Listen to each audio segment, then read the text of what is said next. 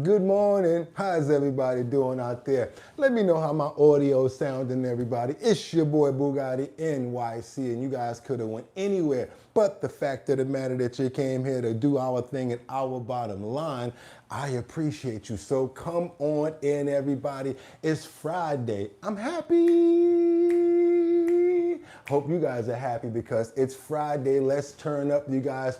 Y'all know what it's time to do. Trending topics, current events, and much, much more. Let's do it. Let me get this audio over here straight. How's everybody doing this morning? Come on in, come on in, come on in. Let me get this straight over here. Everybody check me out. Let me know how I'm sounding right now. How we sound, how we sound, how we sound. I got to do my mic check with you guys. Let me know if my mic sound nice. Check one. My mic sound nice. Check two.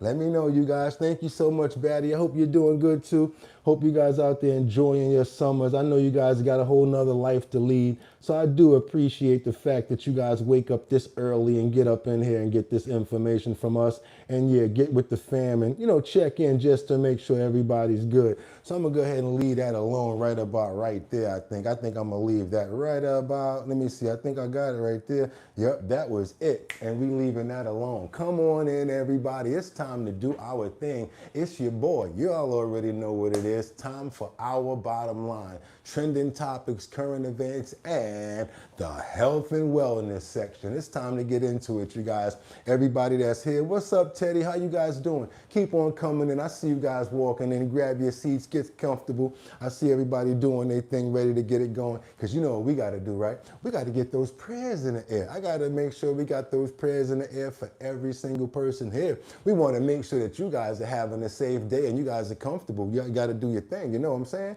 Because it's Friday, you guys. Not only that, but I love you and I just want you guys to know that. So yes, how are we going to do that this morning? How are we going to do it? Let's go ahead and get those prayers in the air.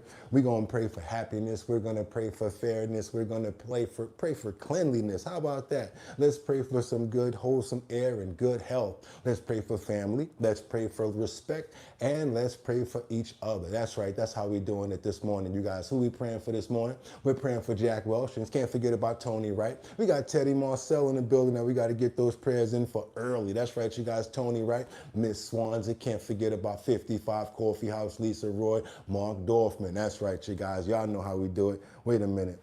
Am I doing this right? I think I am. Still got to get these prayers in the air for who else we got else coming in the building. That's right. I think I am doing it right. I kind of a little bit off today, but it's all good. Well, for a second, I'm back now. Okay, who we got? Jacqueline, we got to do a pray for. We got to make sure that we get those prayers in the air for Guy and Elsa. That's right, you guys. Who else we're praying for? Miss Swanza, and congratulations. I love to hear about people having good news. Good for you and good for you. I can't wait to share it with you and tell you about some of our good news that we got going on over here as well. Tony Wright, who else we got? Sam Champion, good morning, my brother. Can't forget about Miss Keisha. Can't forget about Nikki, Jack Willen. Got to pray for Scott as well. Can't forget about Liberty and Justice, Mark Dorfman. Can't forget about my brother Casey Ramos.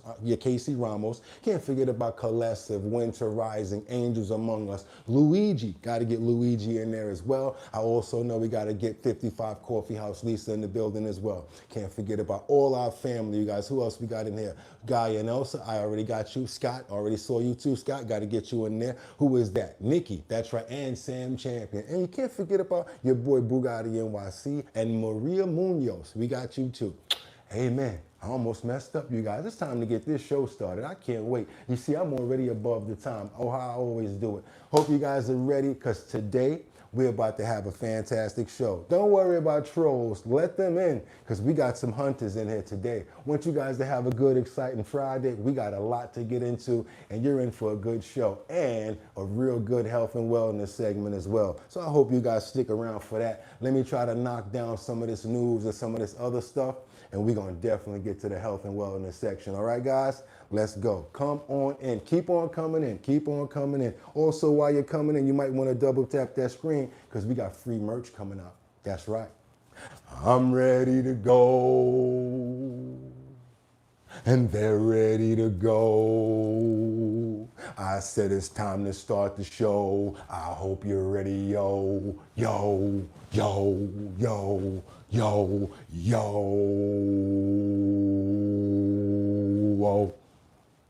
And we wind it up, boo, boo, boo, boo, boo. Wind it up, boo, boo, boo, boo, boo. We wind it up because it's 6 o'clock somewhere. It should be 6 here. Let's see. Boo, boo, boo, boo, boo, boo, boo, boo, boo, boo, boo. Come on, let's start the show. They ready to go? Come on. It's time to start the show. Come on. Oh. Okay. Olay. Friday. Open up those pores. We gotta open up those pores. We gotta open up those.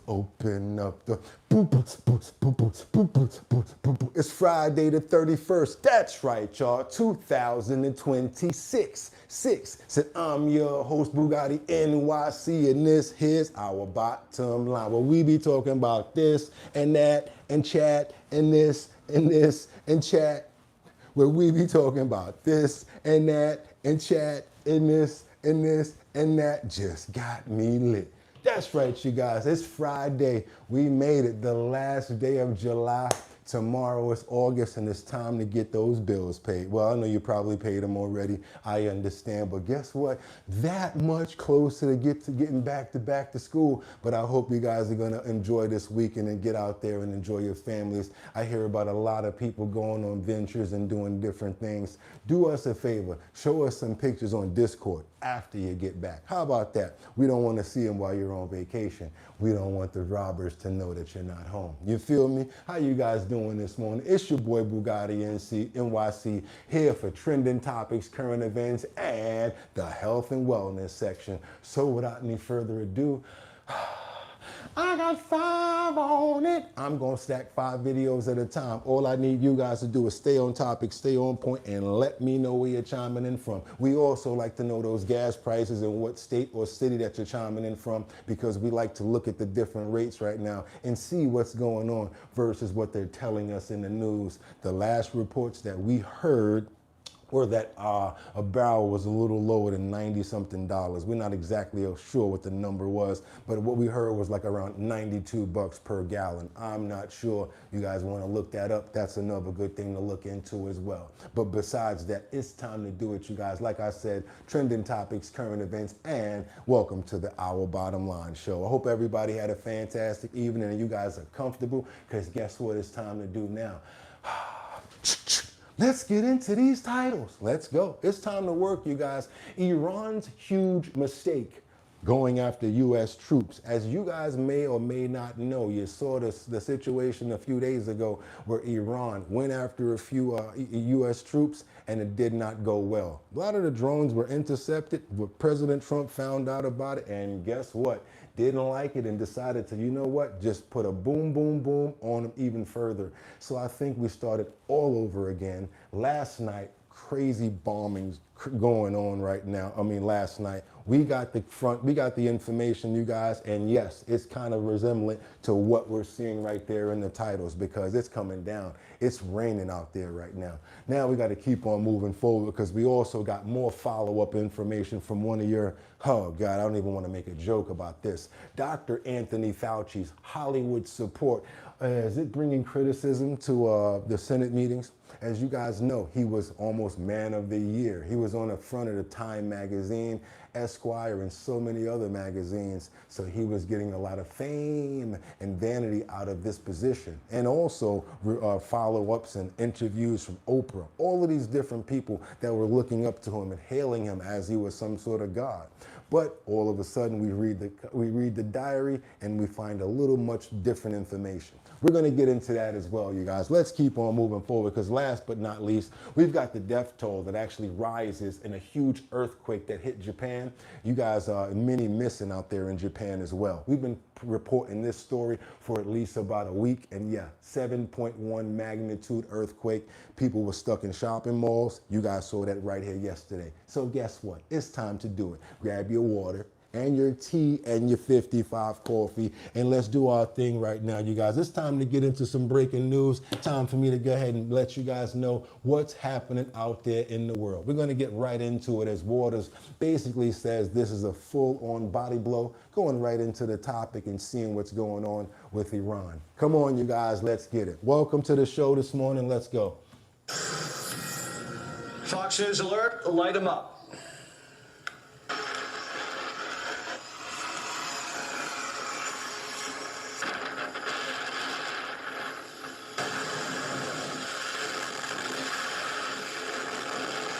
Trump unleashed hell on the mullahs after they tried and failed to pull a sneak attack at our base. CENTCOM blasted Iran's command centers, missiles, drones, and surveillance and defense sites.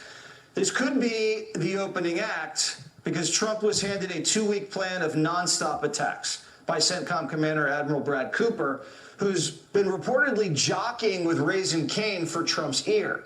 Cain's usually a more cautious one. He's got to see the global picture, but Cooper wants to bring the heat in Iran. And Pistol Pete, all in.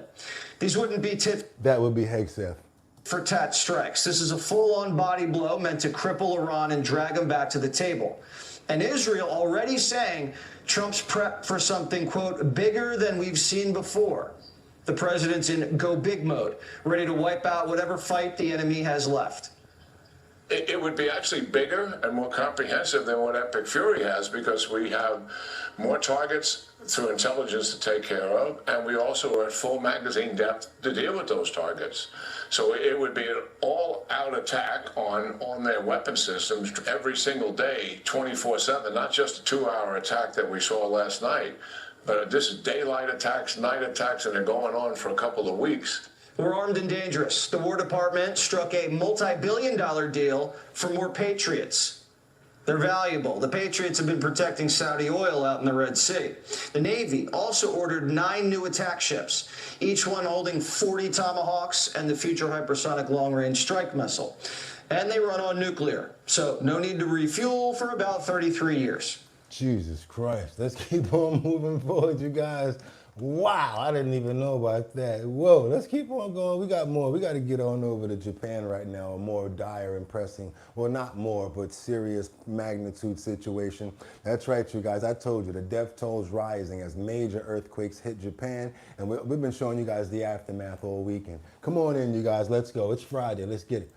Efforts are underway in Japan following a major magnitude 7.1 earthquake shook that country as several people were trapped inside of a shopping mall that partially collapsed on the southern portion of the main island, the southern main island. A 7.1 magnitude earthquake. You can see some of the damage now, currently daytime on Wednesday in this location. You can see some of the damages that happened, potentially a gas line ruptured, causing an explosion. We're also hearing from officials in Japan, the Japanese Prime Minister talking about urging residents to evacuate and stay vigilant after that major magnitude earthquake hits southern Japan as the death toll continues to rise. Let's bring in the conversation from Reuters in Tokyo, based in Tokyo. John. If you was with us yesterday, we were showing you what was going on inside that mall as it was actually going on.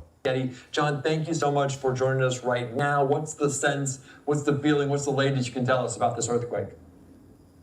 Well, the latest we just heard in the last hour from the Prime Minister, who has confirmed that 13 people have died, at least, in this earthquake that struck yesterday afternoon. There's a pretty frantic search still going on for survivors. You mentioned the collapsed shopping mall, which has been the most eye-catching. Venezuela, Cuba, Japan. Moment really of the events of the last 12 hours or so. But You know, there are other locations as well. There's a paper mill where the chimney partially collapsed, where 7 people are also missing. And the Prime Minister described it this. Yeah, let's do it now, you guys, while we got it up there. Let's go ahead and pray for everyone. Doesn't matter on our show what your relationship is, what your religion is, or who you follow, whatever your case may be. We have love for everybody over here, and we're praying for all of the families of the missing people and whoever lost their lives. We're going to send up our love and condolences and our bottom line support over here to every single person who may have been affected by this tragedy. And let's hope that they find as many people as possible, as all of them, let's hope, and be able to give them back to their families for proper burials. Amen. Let's keep on moving forward, you guys. Let's go get a little more of this. This morning is a race against time to find survivors. So yes, for rescue workers on the ground, it really is, you know, a desperate attempt to try to find people, especially in this mall where you can see now the wreckage that was caused from that. Yeah, and it's very difficult to watch, and they're racing against the minutes, the hours to get there. The Prime Minister also told people... Yeah, let's get on over. We got to keep going, you guys. Let's bring it back on over right now to our side of the town. Let's do it. We got a lot of situations over here as well. Not as crazy as that, but let's pay attention to what the DSA is working on right now and their beliefs, because there is a belief that the DSA is trying to take over the DNC. Is that the truth? Are they trying to take over the Democratic Party? I don't know that, you guys, and I don't want to put any speculation out there. I try to walk a minimum of the fine line because I don't want people to think I'm on any side of anybody's sides. But I do want to know what you guys think when you hear about topics like, you know, getting rid of like the Senate, getting rid of like the presidency and stuff like that, because it's stuff that we should be paying attention to. You've probably never heard of these things being said before. Maybe you have. But then again, when it starts to be said, you got to start paying attention to it because it's people's agenda and you want to know what people are up to. Let's keep on moving forward, you guys. They're talking about doing away with the Senate. Also, let's see what the Senator John Kennedy has to say. Let's keep on going, you guys. One of your favorites, John Kennedy. I'm not talking about the old one. I'm talking about the new one. Let's go. Chief Foreign Correspondent Trey Yingst, live on the ground in Tel Aviv. Trey. No, I'm not talking about you, Trey. I told you we wasn't going to do that right now, right? Didn't I say that? No, I said we're going to go over here and do this other one. Sorry, Trey. You out of there, bro. See you later, Trey. Where you at? Where you at, Senator? There you go. Bill, more socialist headaches for Democrats following that viral Fox News Sunday interview with the DSA's national co-chair. Well, the Senate is an anachronistic institution. It comes from the British House of Lords. It is made to protect power for, you know, the Senate was part of the system that was made to make sure that the people didn't have too much of a say. So when it's hard to explain stuff, it's really hard to believe someone is trying to explain it, isn't it? we want to expand Congress significantly, but make it a unicameral legislature. It's just the Senate. Do away with it. Now a Democrat strategist is telling the Hill he's worried candidates will have to spend time convincing voters they aren't insane instead of running on winning issues. Let's bring in Senator John Kennedy, Republican from Louisiana. I imagine, sir, you have some very strong thoughts on all of this. My question to you is, will that moment, that viral interview, will it leave a scar on the Democrat Party? Well, I listened to the interview. My jaw is still stuck on the floor. I guess it's not a news flash that the Graham-Plattner wing of the Democratic Party is in control. They seem to be concentrated in deep blue jurisdictions. They say things that would get them a psychiatric evaluation in the rest of the country. At first, I thought, well, these people are just misinformed, Sandra. They're the product of 50 years of high school civics being taught by football coaches. What's up, Robin? Then I realized they're serious. They're serious as an aneurysm. They want to, I don't know, kill all the millionaires, open all the prisons, open the borders, defund the cops, defund ICE. Every single one of them knows the words to the Cuban national anthem. They're all socialists. Socialism, I think history has proven, is for morons. Don't take my word for it. Just look at Cuba and Argentina before changes there, Venezuela, China, the old USSR. I noticed that all of these neo-socialists, they don't want to go live in a socialist country. They want to live here. Like Ilhan Omar wants to come here and change our rules, right? Let's keep on moving forward, you guys. Trade you out of here, but I do want them to see what's going on in China before I move up out of this whole Iran and US situation, right? We have allies, we have enemies, and we have sneaky people that act like they're your friends. Remember yesterday when Zelensky said, I got some information for you guys about what China's doing. So what is China doing? They're supplying, that's right, they're supplying Iran with weapons, surface to air, in order to do what?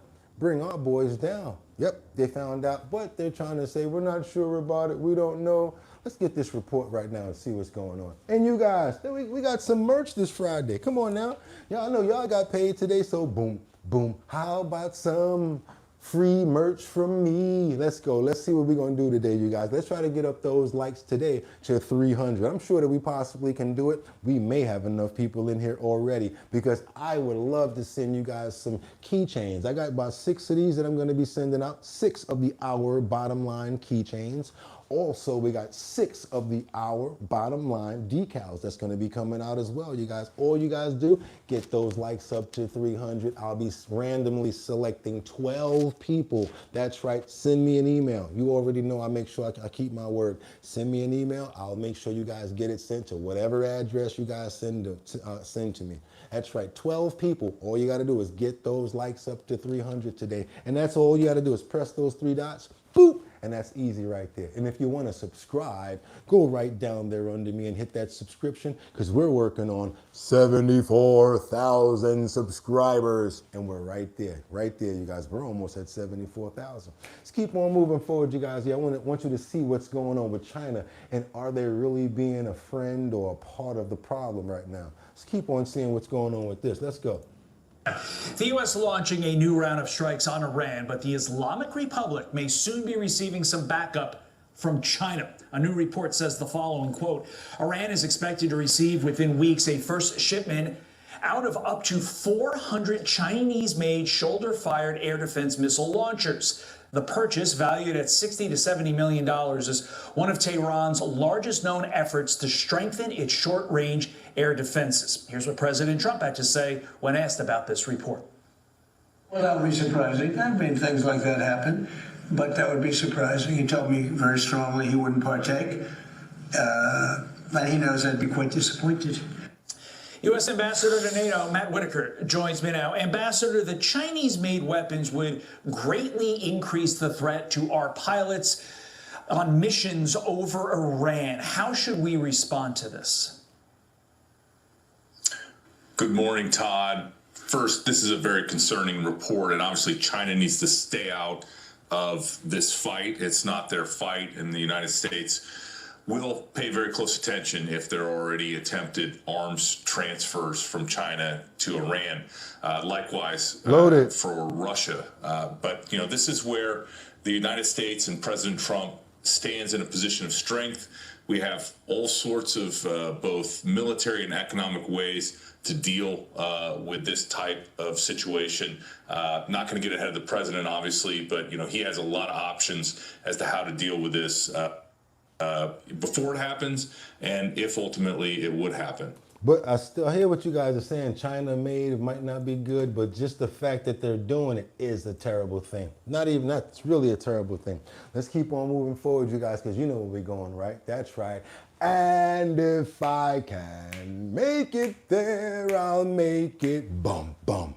Anywhere, it's up to you. New York, New York. And guess what? Frankie had no idea it was going to be this rough out here, huh? He made that song years ago. And I'm talking about so many years ago, he would be spinning right now like I didn't even have any idea that song would really mean so much. Because if you can make it in this city, woo! whoo, boy. They might as well give you a sword and send you on the battlefield, boy, because this city is serious. I got to keep that song going for two different situations, too. First one I want to bring you to is from July 11th, that the police searched and armed robbers after New York heist on University Heights. That's the first one I want to bring you guys, just in case you've seen these guys around. If you're in the Bronx, or if you're planning on going there, I don't know why the hell you would be, but look out, be careful. And don't wear any gold or diamond pendants. Make sure you do what I do. Take it all off. Let's go. Get right to that breaking news. Police released new images of the duo behind a robbery at gunpoint in University Heights. We've got News 12's Jonathan Calixto outside of the 52nd precinct with more on this investigation. Jonathan. That's right, Marcy. Now, police tell us that frightening incident happened earlier this month on July 11th. That's when a 23-year-old man was walking down West 183rd Street and Grand Avenue when he was approached by the two bandits. Now, bro, you don't walk down the 3rd. I even know the 3rd myself. I used to live in the Bronx, man. You do not walk down the 3rd looking like a piece of steak at no time of day. Take a good look at your screen. This is who police say they are after and the duo behind that robbery that happened just after 10 at night. Investigators say the thieves walked up to the victim, pulled out a gun, and yanked a diamond pendant from the victim's neck. Luckily, police say the victim was not hurt during the incident. Sounds about right. Yo, look at homeboy over there, got the joint on, blah, blah, blah, blah. Yo, you get him that way, I get him this way. Yo, let me get that. And that's it. He got yapped. Now, we're told the two men in that robbery took off and to parts unknown shortly after that attack. If you recognize the people we showed you earlier, make sure to give police a call. Keep on moving forward and be safe in the Bronx, you guys, but make sure you're safe in other parts of New York too, because now it's not only happening here, it's happening all over. We got all sorts of news. Let's keep on bringing it in from New York real quick, but we got to go up a little bit to Buffalo. I don't know if you guys heard about the Salmon Rattle case. The attacker, he's now been found guilty of an terrorism charge. I'm going to let them explain it to you guys. And yes, we are on our way to 74,000 subscribers. That's right, you guys, and we can do it today. Let's go ahead and hit that subscribe button and see if we can do it. Who tried to kill author Salman Rushdie at the Chautauqua Institution nearly 4 years ago has been found guilty on all charges. Our Trina Canderson is live in Buffalo with more on today's verdict. Trina. Well, Jeff and Kelsey, that verdict coming down just within the last 90 minutes or so, and it came after jurors debated for about 2 hours. Hadi Matar, as you mentioned, was found guilty on all counts, including engaging in an act of transnational terrorism. Hadi Matar was previously convicted in a state case against him for the attempted murder of author Salman Rushdie, but this new conviction could result in a life sentence. In closing arguments, prosecutors told jurors the evidence spoke for itself, pointing to photos recovered from Matar's home, handwritten notes, text messages, and other materials they say show his long-standing fixation with Rushdie. He was obsessed with this dude. Sound kind of like that Taxstone situation with Troy Avenue. They argued the case was built on circumstantial evidence, telling jurors they didn't need proof that Hezbollah directly ordered Matar to carry out the attack. Now, Matar chose not to testify, but Rushdie did, and he recalled what happened. It's very moving to have a victim to come in and testify, and then someone like Mr. Rushdie, who was brave enough to come forth and relive those events of nearly 4 years ago, and did it. He did it very methodically, and he answered every question, both by my office and the defense. And he did a fantastic job in doing that. It's very powerful. And at the end, at some point, Mr. Rushdie removed his glasses so the jury could see the extent of the injury to his eye, that he no longer has vision in. That's very moving and very powerful testimony from any victim in any type of case. Now, when the verdict was read, You heard that? When he walked by, Free Palestine. Matar did not react. Instead, he kept his head down looking at the floor. He also did the same throughout all of closing arguments. So once again, Matar was found guilty on all charges. He faces up to life in prison. Watch your head. Get him out of here. Temperature's like 103. He gonna be in there talking about how did I get life. He gonna be in there. How did I get life? Come on, you guys, let's go. Let's keep on moving forward. We got to continue this other clip that I think that you guys want me to finalize today. I'm gonna try to play as much as I possibly can to wrap this story up today and see if we can close it up. That's right, number 8 or number 9. If you guys know how we roll around here, that clip is always an Epstein clip. If you've been around here for a while, you know it. So we're gonna continue with the Epstein footprint that was online that he was carrying. You guys, the last time we were here, first thing we found out the first time we watched part of this clip was Jeffrey Epstein was what? Do you remember? He was on house arrest. He was supposed to be working.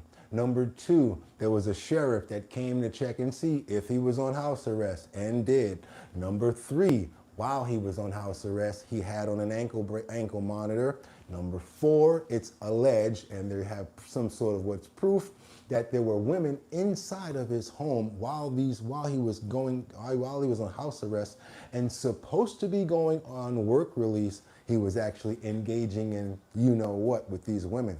So we brought you guys up to that far. Now we've got the women actually that spoke about it. We've got one of these people who you guys have been watching for the last 2 days bring her story and account up. Now we've got you guys brought up to how far we're at, and let's keep on going, you guys, because I want to try to wrap up as much as possible. Didn't want you guys to go find it and search it yourself. Let's finalize it here. Let's go. Hair was falling out. And as you remember, she definitely said as a child, as a young teen, she found herself running around the scene trying to catch an STD in order to give to him, in order for him to stop doing what he was doing to her. Let's keep on going. I'll just scratch myself until I bleed. And as I was spiraling down, as I was losing weight, my hair was falling out.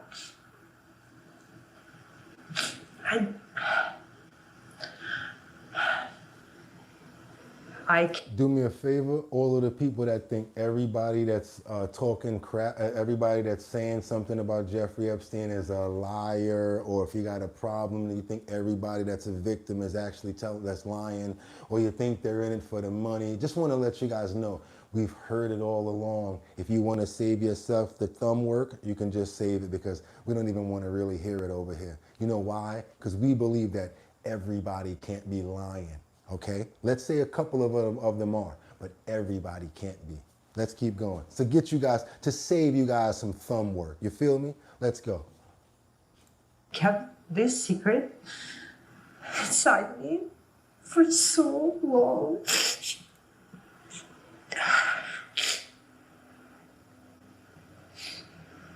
But earlier this year, that painful secret was suddenly exposed. The Justice Department released millions of Epstein files, including years of correspondence between Rosa and Epstein with her name unredacted. People tell me about these emails and they want to tell me this. I don't want to hear it. I know what I said, and it was so wrong. For the government not to protect me. After finally leaving Epstein's grip, Rosa relocated to the Midwest. And that was the first time we done.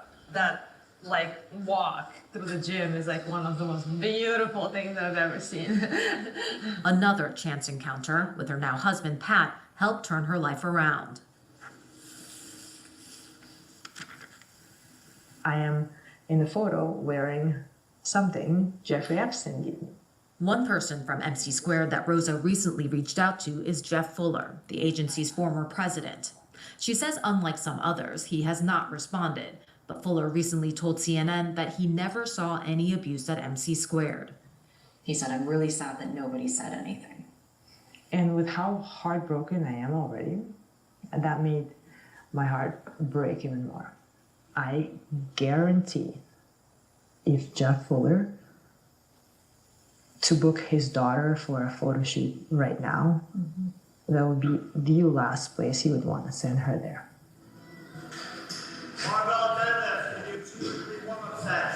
More than anywhere else, the beginning of Rosa's healing has taken place here.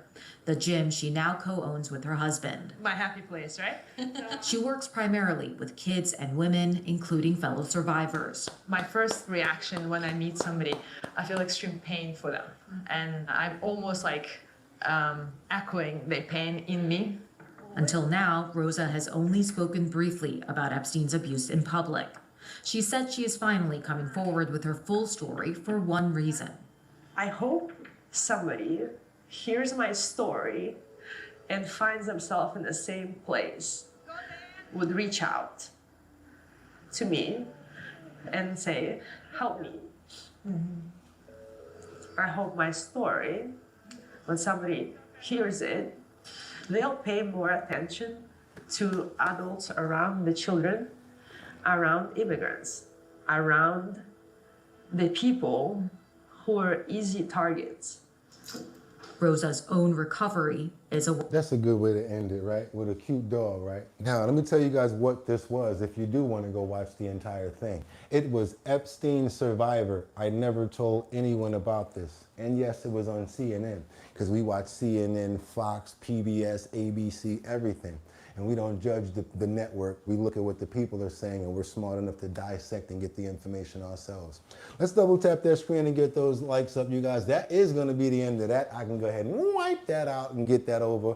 Hopefully you guys appreciate the content, because what we try to do over here is bring you real stuff, real stories, something to think about behind whatever they're telling us. Not only that, but right now they're kind of being quiet with information. So we try to make sure that we keep you locked and loaded on number 9 to make sure that we keep that story alive. I think it's only fair. And I think there's going to be a lot more to bring out there. I think it's going to be a lot more. We appreciate you guys. We love you over here. That's why we want you to go ahead and double tap that screen and get those likes up. We got that merch coming out. And guess what? We're on our way to 74,000 subscribers. And that's a heck of a lot. Guess what I got to tell you guys right now? Y'all ready to do it? Anybody know patois? If you do, well, follow along, because it's time.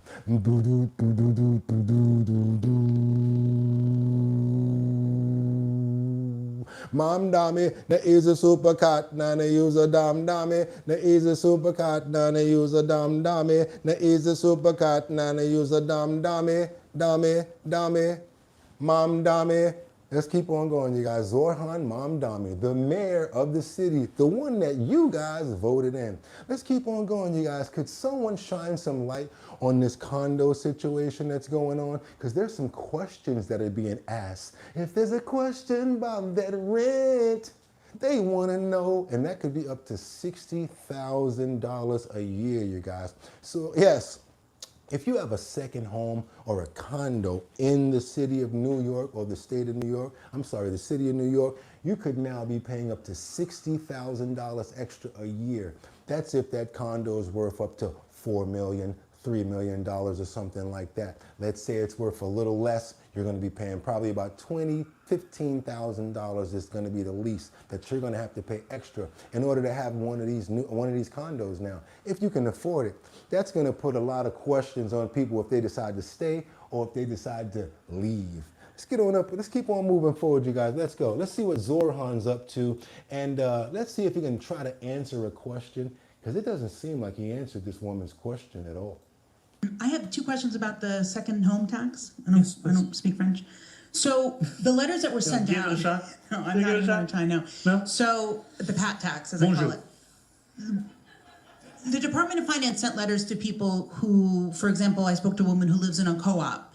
She already gets a condo and co-op tax abatement that the Department of Finance is aware of, yet they still sent her this letter. Could the Department of Finance have done more due diligence and did a stronger filter before sending out letters, especially if people thought maybe there wasn't enough time, to know this has to be someone's primary residence because they already get this co-op condo tax abatement? And the second part of that is, with co-ops and condos, taxes are paid collectively as a condo, and I was told by someone at the Department of Finance that if there's one second home neighbor who doesn't, let's say, refuses to pay, that gets fined collectively. Could someone shine some light about that and how this will be applied specifically to co-ops and condos, which especially co-ops are kind of unique within New York City, of how that will apply if your next door neighbor has it as a second home?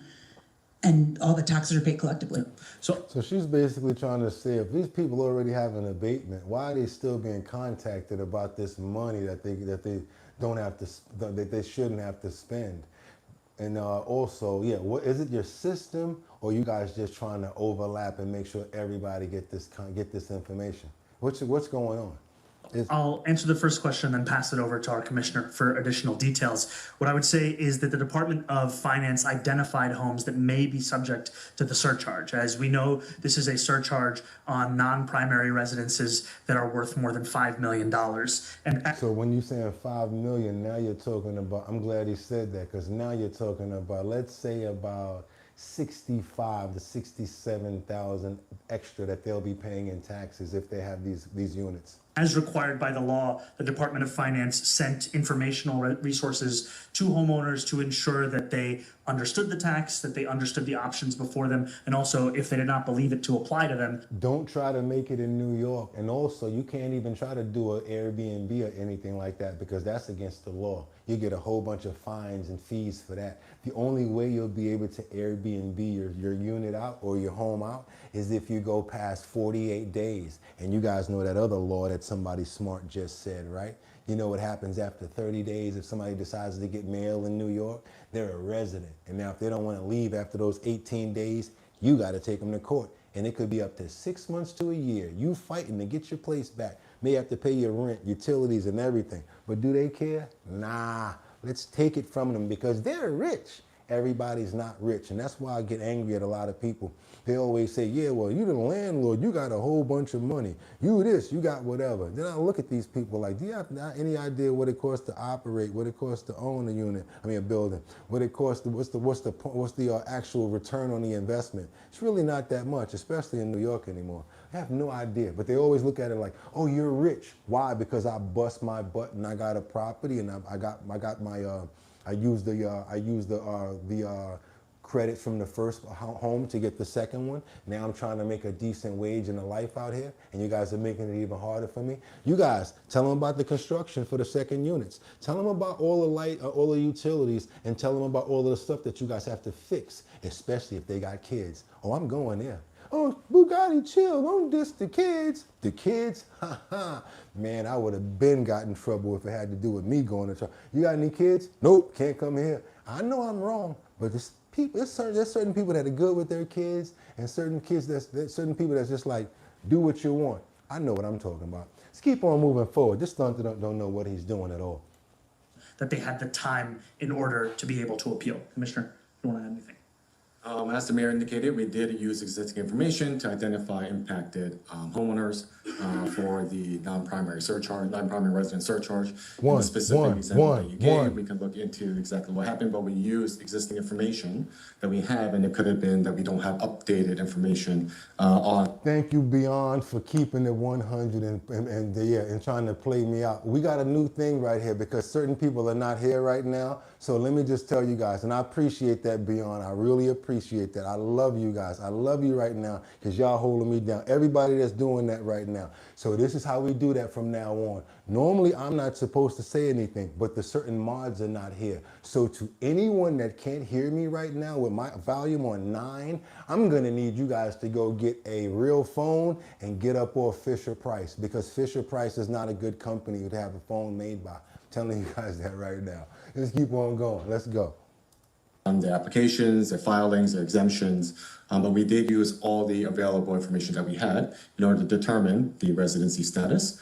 And this is the period in time in which we are working with New Yorkers that are impacted to ensure that we are only charging the non-primary resident surcharge. Yeah, so about 67,000 extra a year. You're gonna run people out that got the money, and that have a little bit going on. I'm not that type of guy, you guys. I'm sorry. I work and I bust my butt, and I believe that if you bust your butt and you're able to get a property, a car, a motorcycle, a ring, an earring, people shouldn't call you out on that. Oh, well, you got that earring, you must have some money. Damn, do I gotta look broke for you to help me? Yeah, because I'm down. I got to look better than you. They just want you to be down. We call this crabs in the basket, you guys, and you got to be careful for people like that. No matter what your condition is, people like that are always going to find a reason to say that you're doing wrong. Let's keep on moving forward, you guys. Let's get on over to the Democratic Party. One of the people over there that's actually willing to call this out. His name is John Fetterman. Want to know what you guys have to say about this, because we showed you a few clips earlier about this topic, and I want to know what you guys have to think about it. And again, I am not a Republican, I am not a Democrat or an independent, and I am not, I said it already, I'm not a conservative. I am a human being. We made a platform for everybody to come to and say their piece and be respectful and have some fun. That's right. Let's keep on moving forward. Let's go. Not every Democrat is rushing to embrace the far left. Pennsylvania Senator John Fetterman is the voice of sanity within that party, pushing back against all of this. So, of course, Socialist PAC Abdul El-Sayed, he would like to put John Fetterman's on a pike as a warning to other Democrats. And with Democratic candidates now openly running against Fetterman, the question tonight is simple. How much more of this can he take? And how much should he take? And does he want to be a part of it? We asked the man himself, Pennsylvania Senator John Fetterman. I think it's only right to first give you a chance to respond. Senator, I would like to see you safe and secure with your family. I take that as, oh, let's put Senator Fetterman's head on a spike. That's how I interpret it. How did you interpret it? Well, congratulations. 4 out of 5 Hamas members love that guy. And now, he's become part of the DSA. They're really trying to take over the Democratic Party. I mean, these are the kind of people that, This is the reason why I was scared about running, David. You see what David said? He should be independent. There's no real bread behind independent. The parties are not going to be there for you if you're independent. And it's really hard. I don't know that many elected officials that were actually independent. You guys know better than me. Come on and update me, because that's the reason why I've been thinking about, I don't even really want to run, because I don't want to run under no party. I would run independent, but I would need a whole bunch of sponsors to do something like that. You know what I mean? And that's for governor of New York. I don't want to be the mayor no more. I want Kathy Hochul's job so I can get rid of Mom Dami, or matter of fact, not get rid of, but I can get rid of Tish. I can get her the hell out of here. Fast as I can, collect his ass. I'll get her out of here. I'm not even playing, you guys. I would. I'm not even playing. I'm not even playing. Let's go. Let's keep on rolling on this, because I would get her rolling. She'd be out of here. I would have her head rolling so fast it wouldn't even be funny. Now let's get on over to it, you guys. I hope you guys are having a fantastic show, because we're working on 74,000 subscribers. And my volume is supposed to be lower than the TV, because we got a microphone right here. I'm the microphone fiend right next to a Bluetooth, and it's called Polk Audio. If I can sound louder than a Polk Audio studio speaker, I must be real strong here. I can't do that. This one is at -3 up here, and it's still jamming, and it's supposed to be giving you guys that crispy sound. You know why? Because before, when I turned around, people said, we can't hear the TV when you turn around. So you know what I did? I put that over there for you guys. I'm already in front of these situations. This mic is now on damn near 6. If I go any louder, everybody gonna be knocking on the door downstairs. So do me a favor, you guys. Obama phone should have been out of service 2 years ago or 5 years ago. Get rid of it. Fisher Price, not a company to work with when it comes down to cell phones. Let's keep on moving forward, you guys. We got some real good information coming from you right now from Dr. Fauci. That's right, the pardon. Are we going to question this pardon, or are we just going to leave it out there, you guys? My question is this.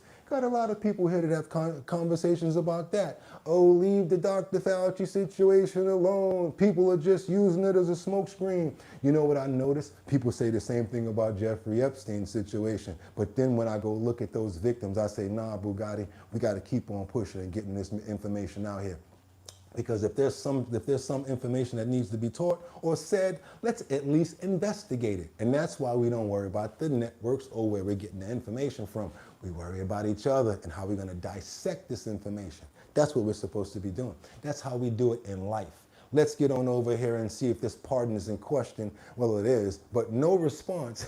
He wanted to do so much before you know what he did. And guess what? Yesterday, I finally saw someone that made a meme of what I was saying. The same way Dave Chappelle said, the fifth. Somebody actually made that meme with Dr. Fauci saying it because he did plead it more than 100 times.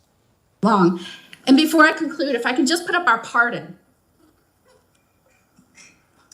This is the pardon you have heard so much about. And Dr. Fauci, the only other person that got a pardon like this, I believe, had a last name of Biden. This pardon goes back to, and if you'll see, January the 1st of 2014. Did you talk to President Biden and ask for this pardon? On the advice of counsel, I respectfully decline to answer based upon my rights under the Fifth Amendment to the Constitution. Who did you talk to in the White House about this pardon? On the advice of counsel, I respectfully decline to answer based upon my rights under the Fifth Amendment to the Constitution. Did you specifically ask that it be dated back to the beginning of 2014? On the advice of counsel, I respectfully decline to answer based upon my rights under the... Y'all see the hat back there, right? Somebody said, what's up with some shouts? She said, she can hear me all the way from the Carolinas. Shout out to the Carolinas. Thank you. Fifth Amendment to the Constitution. Did you do that so that you would be given immunity going back to the beginning of 2014? On the advice of counsel, I respectfully decline to answer based upon my rights under the Fifth Amendment to the Constitution. Audrey, thank you so much. And this is the reason for people like us that I show this show, that I show these things, and I make sure we keep on putting it in people's faces. I am a praying woman, and I do my best never to be, but God, whoo, she's thinking about doing something ungodly when it comes down to Fauci. I understand what you were saying. Yeah, we all thinking the same thing, because all he keep on saying is, under the direction of my counsel, I'm going to just have to plead the Fifth. Constitution. I'm just very interested why it was this date. Did it have anything to do with the fact that 2014 was also the year that the NIAID or NIH began funding EcoHealth Alliance's Understanding the Risk of Bat Coronavirus Emergence Grant? On the advice of counsel, I respectfully decline to answer based upon my rights under the Fifth Amendment to the Constitution. And this is the same grant that funded the work on bat coronaviruses at the Wuhan Institute on Virology. Millions of Americans. Thank you, because these are the reasons I keep playing this video. I feel like a tape recorder right now, but thank you, Babe Bell, who says, so did he really create it? Why do he need the pardon to go back so far to 2014? The same way that Hunter Biden needed it for the, I can feel it. You know what I'm talking about, right? That's why she said the only person that got a pardon like this was a Biden. That's how she started it off. Come on. Are questioning what happened during COVID, why we were given misleading information, misleading advice, why you gave conflicting statements based on, I guess, how you were feeling that day. And Americans, rightfully, we lost over 1 million Americans. They should be insulted when the Democrats insult our chair that he is doing this because he is on an obsessive mission to go after one man. Could his obsessive mission be to find out why 1 million Americans died and who might be responsible for that and where that started? Could that be his mission, Dr. Fauci? Let's skip around and go over here right now. I'm gonna just go ahead and cut it to this. I think this would be a good time to double this up right now, because it's also said that Fauci's Hollywood support, that's right, brings criticism and to the Senate hearing. Did you know that he was such a star and wanted to talk to everybody back then? He was on the cover of the Times. He was getting interviewed by everybody. I'm talking about Oprah. Oprah was calling this fool up on his own personal house, on like Zoom calls. Check this out. Check this out, you guys. So, Dr. Fauci, your entry has made clear that you love being a hero, a celebrity, and you're having the eyes of the world upon you. You loved every newspaper profile, every photo shoot, every fancy dinner with the elites. To many Americans who lost family members, who lost trust in our federal government, you're not a hero. Unfortunately, you're a villain. Well, there he was earlier today, Dr. Anthony Fauci back. Forced jabs or got fired. And everybody that I know that got that, they not doing too good right now, y'all. I'm telling you the truth. My homegirls and them caught all types of stuff I don't even want to go into right now. I'm telling you, them jabs did the people. In the spotlight in today's blockbuster hearing on the origins of COVID. Remember back in 2020, he was featured on the cover of Time Magazine's 100 issue and People magazine. And it wasn't just the media that fawned over Fauci during the pandemic. Hollywood stars did so too. Oh, this is such a thrill. Golly, you're really like my personal hero right now. To the real Dr. Fauci, thank you for your calm and your clarity in this unnerving time. You could be man of the year every day somewhere in this United States and the world. Not many people can say they've saved millions of lives. You hear this, fool? You hear this, fool? And Dr. Fauci wouldn't because he's modest. There's only one rock star in this Zoom tonight. I am very, very honored to be the warm-up act for a little kid from Brooklyn who turned into this gigantic public servant. Let's keep on going, you guys. We gotta go. Let's get on up off of that, but I did want to double stack it and get it down there so you guys can see everything that was going on. And you think he got a little big-headed and when that was going on, all of the stars talking to him, he does say that in his diary. Dear diary, everyone loves me. I could run for president. Yeah, check out those entries. Let's keep on moving forward, you guys, because doom doom, doom doom, doom doom, doom doom, doom doom, doom doom, doom doom, ice, ice, baby, get him. That's right, you guys. It's the end. Is this the end? Oh, baby. Mama told me once that this was gonna happen, but she never told me when. I know you're gonna be mad at me when I finish and I tell you guys what I'm doing this intro for, but it's time to do it. We're talking about temporary protective services. That's right, I think that's what it's called. TPS, it's over, you guys. It's officially ended, and over 300,000 Haitians are gonna have a problem because they lose protection status.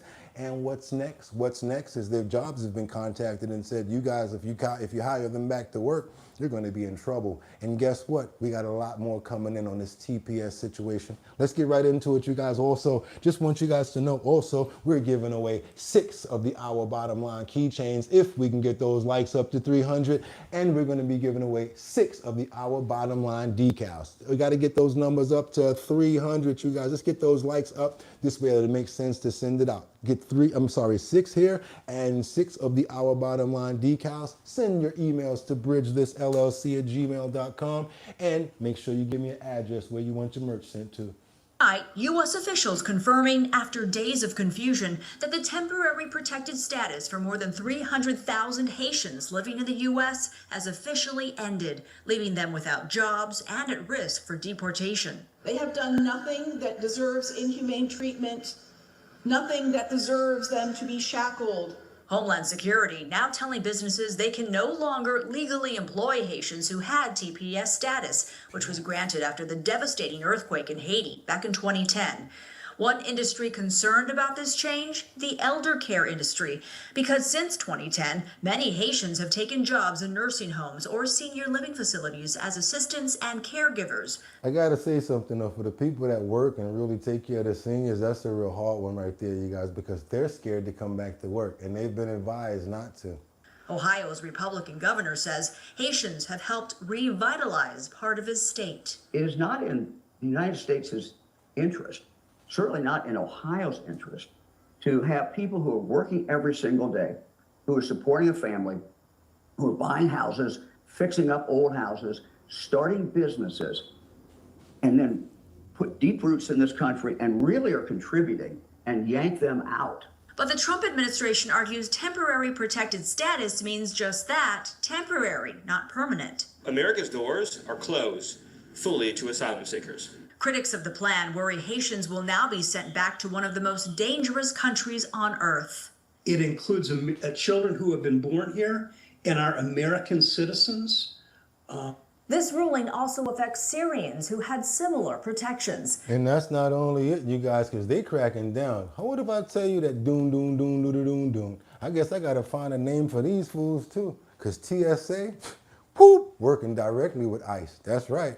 I guess once ICE went over there and took care of them and held them down for a little while, they said, you know what, let's sign an agreement. Now TSA is working with ICE. So guess what? Airport immigration arrests are climbing as ICE is now working with TSA, and collaboration ramping up, talking about they're trying to get at least 2,000 arrests per day. Let's keep on moving forward. You guys double tap that screen. Sources tell CBS News there's an increase in immigration arrests at airports across the country because of increased collaboration between ICE and the TSA. TSA has worked with ICE in the past, but it is now providing more information about non-citizen travelers to ICE. As a result, ICE has increased the number of arrests at U.S. airports amid the Trump administration's push for agents to record 2,000 arrests daily. CBS News immigration correspondent Camila Montoya Galvez joins us now. What more are we learning about these so-called tips or leaves? Well, we truly are seeing, Lindsay, an unprecedented degree of collaboration between TSA and ICE. As you mentioned, historically, those two federal agencies, both of which are housed at DHS, have worked together, but historically that has been limited to criminal investigations into human trafficking and illicit drug trafficking and other types of investigations and arrests with a criminal nexus, not civil immigration enforcement. But now the two agencies are cooperating on civil immigration enforcement, and the TSA is sharing information on non-citizen travelers who are suspected of civil immigration violations like overstaying a visa, having a deportation order, entering the... So you're flying around state to state thinking you good because you got regular ID and you're not supposed to be here? They acting up on everybody now. What's going on? King Fire says ignorance is controlling everything. Ain't it? Or is it Israel controlling everything? Ooh, I don't know. Good analogy, but I'm not gonna go there with you. I'm not gonna go there. You behind your screen. I gotta do this every day.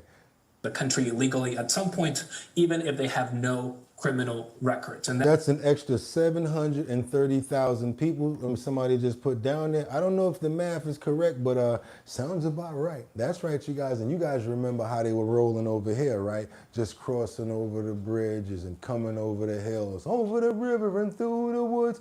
To the United States we go.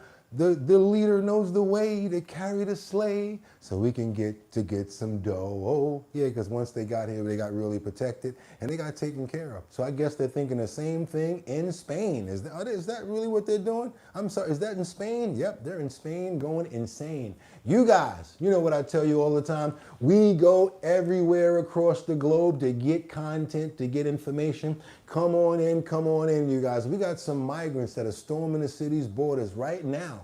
I'm talking about right now, and you guys got to be careful. You thought it was over? No, it's not. But it's not here. It's in Spain. I want you guys to see how many of these people stormed the borders of Spain, and they couldn't do anything about it at all. There were so many people that they couldn't even stop them. Wild video here, chaos at the border of Spain's North African enclave in Morocco. This is a city called Ceuta. You're watching as thousands of migrants break through the fence and completely overwhelm the border police. Their video showing huge groups of people, mostly young military-age guys, cramming into inflatable tubes or arriving on shore in other ways. Some of them... There's no way for you to stop all of them. You see this? Wading in the water as they break through the gates to get to the other side. Remind you of something, USA? Where it could be 2028 with the wrong president. Once they start opening, if they open them back up, pay attention to all of this, you guys. This could be you in less than 2.5 years. Pay attention. You get the wrong person in the party, they're going back even harder. Oh, you think they're getting rid of them? How fast you think they can come back if they got the right president next time? Andrew, this is reminiscent of kind of what we saw during the open border during the Biden administration through 2021, 2024, kind of similar to what we saw in Del Rio back in 2021. The socialist agenda, their platform literally says they want to abolish borders, abolish immigration enforcement, have complete freedom of movement. This is what it looks like in another country if they get what they want. Notice there is no resistance from the government whatsoever. These people are coming in without any obstruction. And if people don't know, Spain has a very left-wing government. Earlier this year, they did a big amnesty program for over 1 million illegal immigrants living in the country. They had 1.3 million illegal immigrants apply for that amnesty program between April in June. So that's what we call a pull factor, Sandra. They're looking for something like that. They know if they can just get their foot in the country, maybe someday that left-wing government will do another amnesty program. And let them stay. And especially if we got to do with a democracy, if they can get them to vote for them. Oh, wait a minute. Let's get them to stay because we'll have one more vote for us. Because it's not even about it being safe in the country. It's not about the citizens. It's just about the power. That's all they care about, you guys, the power. Because they can stay away from all of the stuff that's going on with the power. I'm going to show you a third-tier situation that a criminal got rich. And you guys know who I'm talking about. And they're alleging that this Foolio had something to do with the Dill's Neth of Nipsey Hussle. You guys probably know, or you probably don't know who I'm talking about, but his name is Big U, and I'm talking about he got his Foolio self in some real serious trouble. We got a situation over here coming out of California. Knows how to party, West Coast. Let's go, you guys. El Foolio, who thought he could get away with these crimes forever, extort, intimidate people, has now finally been arrested. Matter of fact, we're gonna need two pairs for him because he's kind of big.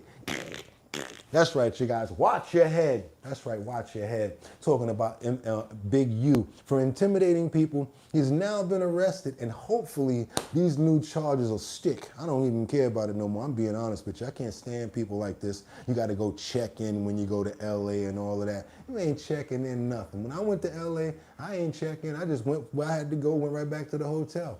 Yeah, if you check in, that's letting them know where you're at. You might get robbed. Oh yeah, such and such is in town. He over there. Bring me his rings. I'm good. I ain't doing no checking in. Let's keep on moving forward, you guys, because they got him. And this story is starting to go even further because now when he got arrested, he's trying to do things like pay criminals to go do things. I'm gonna let them tell it. He got himself woven in Charlotte's web, and he just keeps on weaving himself even further and further. Come on, you guys, let's go. And new at 4, the feds have brought new charges against a man known as Big U. He is accused of running a criminal enterprise in South LA while collecting millions of dollars in anti-gang money. And we ain't gonna talk about them hammer pants. We gonna wait. We gonna get back to her with them hammer pants on. I am. They put me in the mix. Uh-oh. Eugene Henley Jr. has been in federal custody for more than a year now. And prosecutors at this point say he tried to have a witness taken out. NBC4 investigative reporter Eric Leonard has been following this case since the beginning. He joins us live with an update. Eric. Hi, Colleen. Well, federal prosecutors say this was a plot hatched from inside jail, where they say Henley was trying to pay other inmates to go after and attack a key witness. This allegedly happened. Yeah, he been in jail, but he trying to get some stuff done from jail. He's showing his powers, you guys. He's working it in there, like, yo, I'm gonna do this and all of that. And then so many webs are gonna come unwoven, even all the way down to the mayor. Do you know that her gang coalition was giving him money, over $740,000 so far? Come on, y'all, let's check it out. Happened last month while Henley was awaiting trial on conspiracy, racketeering, and fraud charges.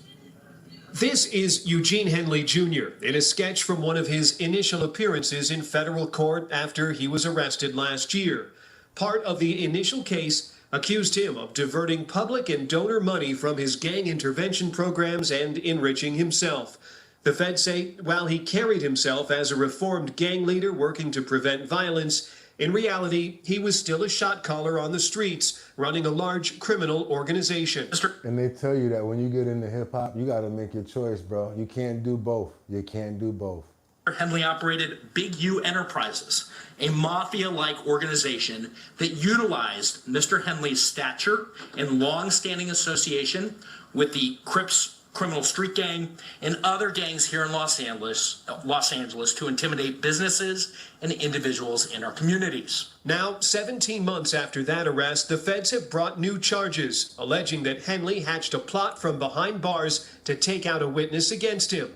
A superseding indictment unsealed today says on June 10th, last month, Henley offered to pay 2 inmates to kill or harm victim 1 in order to prevent that person from testifying.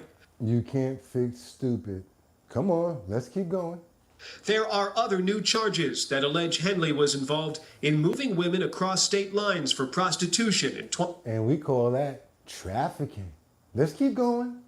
2022 and 2023, and that he filed a fraudulent application for a COVID-19 disaster loan. Now we got him for millions of dollars in theft from COVID. So that's just stacking. He on a roll. Why not keep on going? Let's go. What else you got? Henley's organizations received millions of dollars in public money to run anti-gang programs in South Lawn. Wait a minute. How much money that right there? So you guys don't think I'm making a mistake about what I'm trying to tell you guys how much the program got. I made a mistake. I said 740. But if you guys want to zoom in on that number right there, that's about $795,000 that he was, of course, siphoning part of that to himself. Let's keep on going. Los Angeles, much of it. Where'd he get much of that money from? There she go up there. Y'all girl. What's up? What? What's she doing up there? What's up with the mayor up there, Miss Bass? Miss Bass got something to do with this, huh? Funneled through the mayor's office and its gang reduction and youth development program. Henley's defense lawyer says his client maintains his innocence and plans to fight all of these charges in court. I'm investigative reporter Eric Leonard, NBC4 News. Oh my God, let's keep on moving forward. They put me in the mix. Talking about them pants, y'all. She got some nice hammer pants on right there. Let's keep on going, y'all. You cannot fix stupid. I'm talking about stupid. He got himself in worse and more and more. And look at that, not Bass. Look at that, Bass is corrupt. What else you got? He's gonna get crazy numbers, 200 years and up. Remember the truck of kids' toys he stole from himself? Yeah, there you go, Jonathan. Now you remember. No, you can't fix stupid. You're absolutely right, says Jelena. What else you guys got for me, Celeste? If that's only for you, that's only for now because it's still America for now. Jonathan, wow, stealing toys too? Yeah, he stole them from himself. To try to get people to give sympathy. Let's do a what they call it, a GoFundMe for the toys that were stolen and get more of people's hearts. Let's keep on going, you guys. Let's get on over to Bosnia. We got this operation right now over on Apparition Hill where a shocking holy site situation happened. Apparition Hill. You do not do things like this to people's statues, to stuff that they look up to. You just don't. When it's sacred ground, you have to have respect. And there's just some people right now, you guys, I want you guys to understand the anger that I feel when I hear about stuff like this. It's sort of like a disgusting sort of anger in my stomach where you get that ball, that knot that just makes you peed off. Because I don't care about what your little personal problem is with something. You should not harm things that many people worship and look up to. Let's get on over to Bosnia. We got a situation where a Saint Mary was I can't even say the words, was desecrated. Come on, you guys, this is stunning the faithful out there. Let's see what's going on with this craziness. Holy site overseas, shocking Catholics and Christians around the world. Police in Bosnia have arrested a man for defacing a famous statue of the Virgin Mary that you see right there. Chief religion correspondent Lauren Green joins us right now with the details. And Lauren, you hate to see this. Oh my goodness, you hate to see it, but we're seeing this more and more, unfortunately. And now the church is urging the faithful not to repay evil for evil after someone vandalized the beloved statue of the Virgin Mary at the famous pilgrimage site of Medjugorje in Bosnia and Herzegovina. Bosnian police say it happened early Monday morning. Workers found black paint covered the hands and face of the shrine of Our Lady. How you gonna spray paint and then try to set it on fire? Like, he needs to be, oh my God, you guys don't understand how I feel about stuff like this. Of peace that honors the Virgin Mary. The words "devil in a skirt" sprawled on the base. A fire was also set nearby at the outdoor altar of St. James Church. According to the Vatican, surveillance footage also reportedly showed a man pouring a liquid believed to be gasoline over the altar before igniting it. The fire was quickly extinguished. Repairs and cleanup began immediately at what's known as Apparition Hill.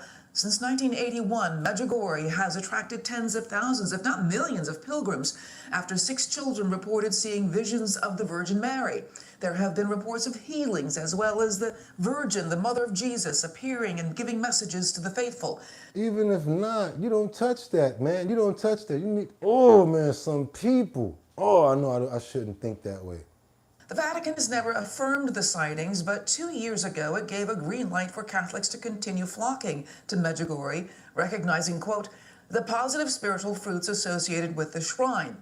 In reaction to the desecration, The Medjugorje Parish released a statement saying, in part, "We invite all faithful to respond to this event in the way that Our Lady has been teaching us for over 40 years in Medjugorje, with prayer, fasting, and forgiveness." All right, we're going to pray for forgiveness on this one and be exact shepherds of what we say.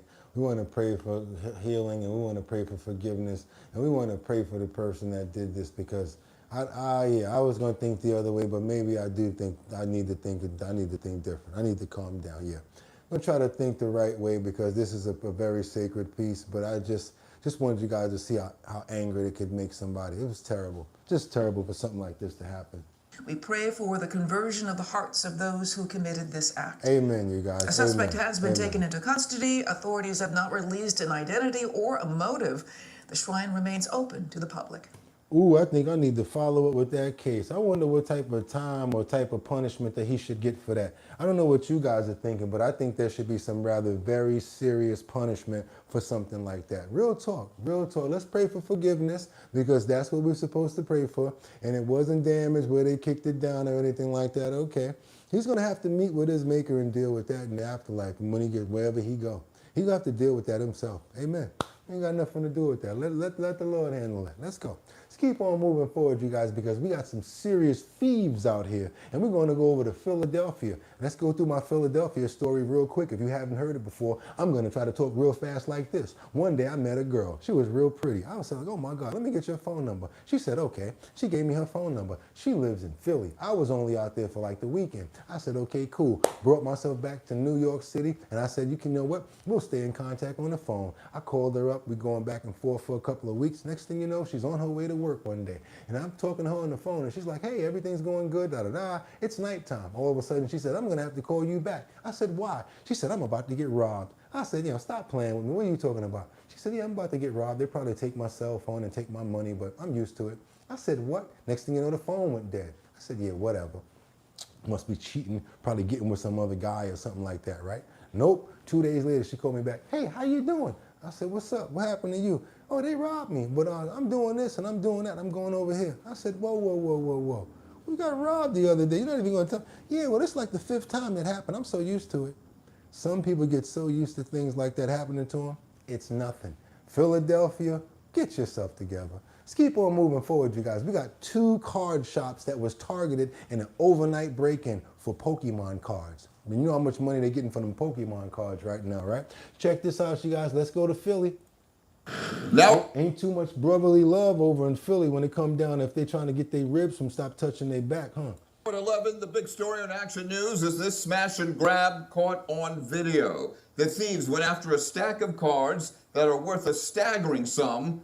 Well, now police are hoping to catch them all. After 2 stores. Somebody said, is that where you fought Will Smith on the playground? Stores in Gloucester and Warrington townships were targeted. At least 1 store is now taking new security measures. Action News reporter Brianna Smith is live in Gloucester Township tonight with the details and reaction. Brianna. Yeah, Rick, business owners say thieves want to get their hands on these Pokemon cards. You can see they shattered the window of Lurk Cards and Collectibles and targeted another store about 2 miles away. And now owners say they're spending thousands of dollars to increase security measures, and they're stashing their items before closing.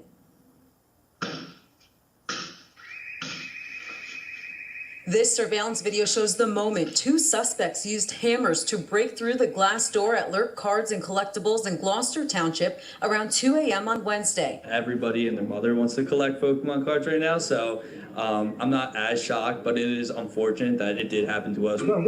Manager Julian Salugao says the thieves only got away with about $1,000 worth of products. Talking about catch them all, huh? With the rise in trading card thefts locally and nationwide, they took preventative measures. We kind of switch a lot of the boxes with, fake boxes or Committing a burglary for cardboard is crazy. boxes to represent what the box really looks like, but the value wasn't worth as much as it should be. Salugao says the burglars fled in this red vehicle. We think it's all pretty much connected. Frank Romaine, who owns Frank's Card Shop in Washington Township, says a similar car drove away from his store after 2 suspects attempted to break in on July 10th. I think they need to get a safe and bring all of those cards and stuff like that. The same way a jeweler does it, bring all of that stuff back to the safe at night And before y'all shut it down, put all of the very valuable stuff in a real safe so that you got that stuff safe and secure. So if something does happen, they don't get you guys for the good stuff. Let's keep on moving forward. Gotta catch them all. Pokemon. This ain't a Pokemon. It's actually a Our Bottom Line keychain. If you guys want to be a collector, you could be.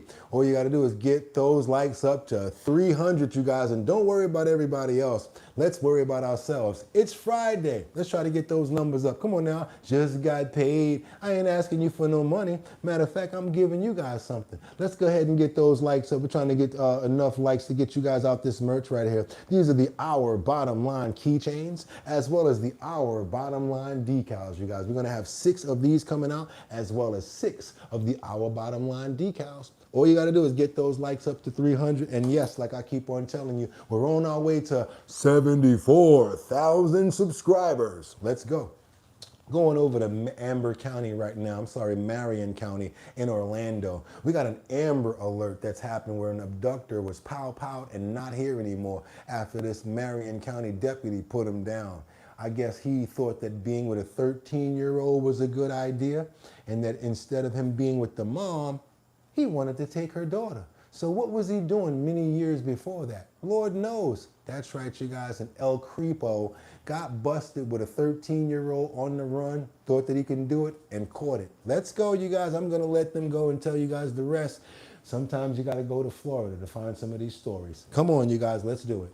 Following up on an Amber Alert that was issued yesterday, a suspected kidnapping case out of Marion County that ended with the suspect dead. Fox 35's Alexis Clevenger has been following up on this story today. She joins us live now via Zoom. Alexis, we appreciate you joining us here on Florida Live. What are you learning about the investigation into to this case?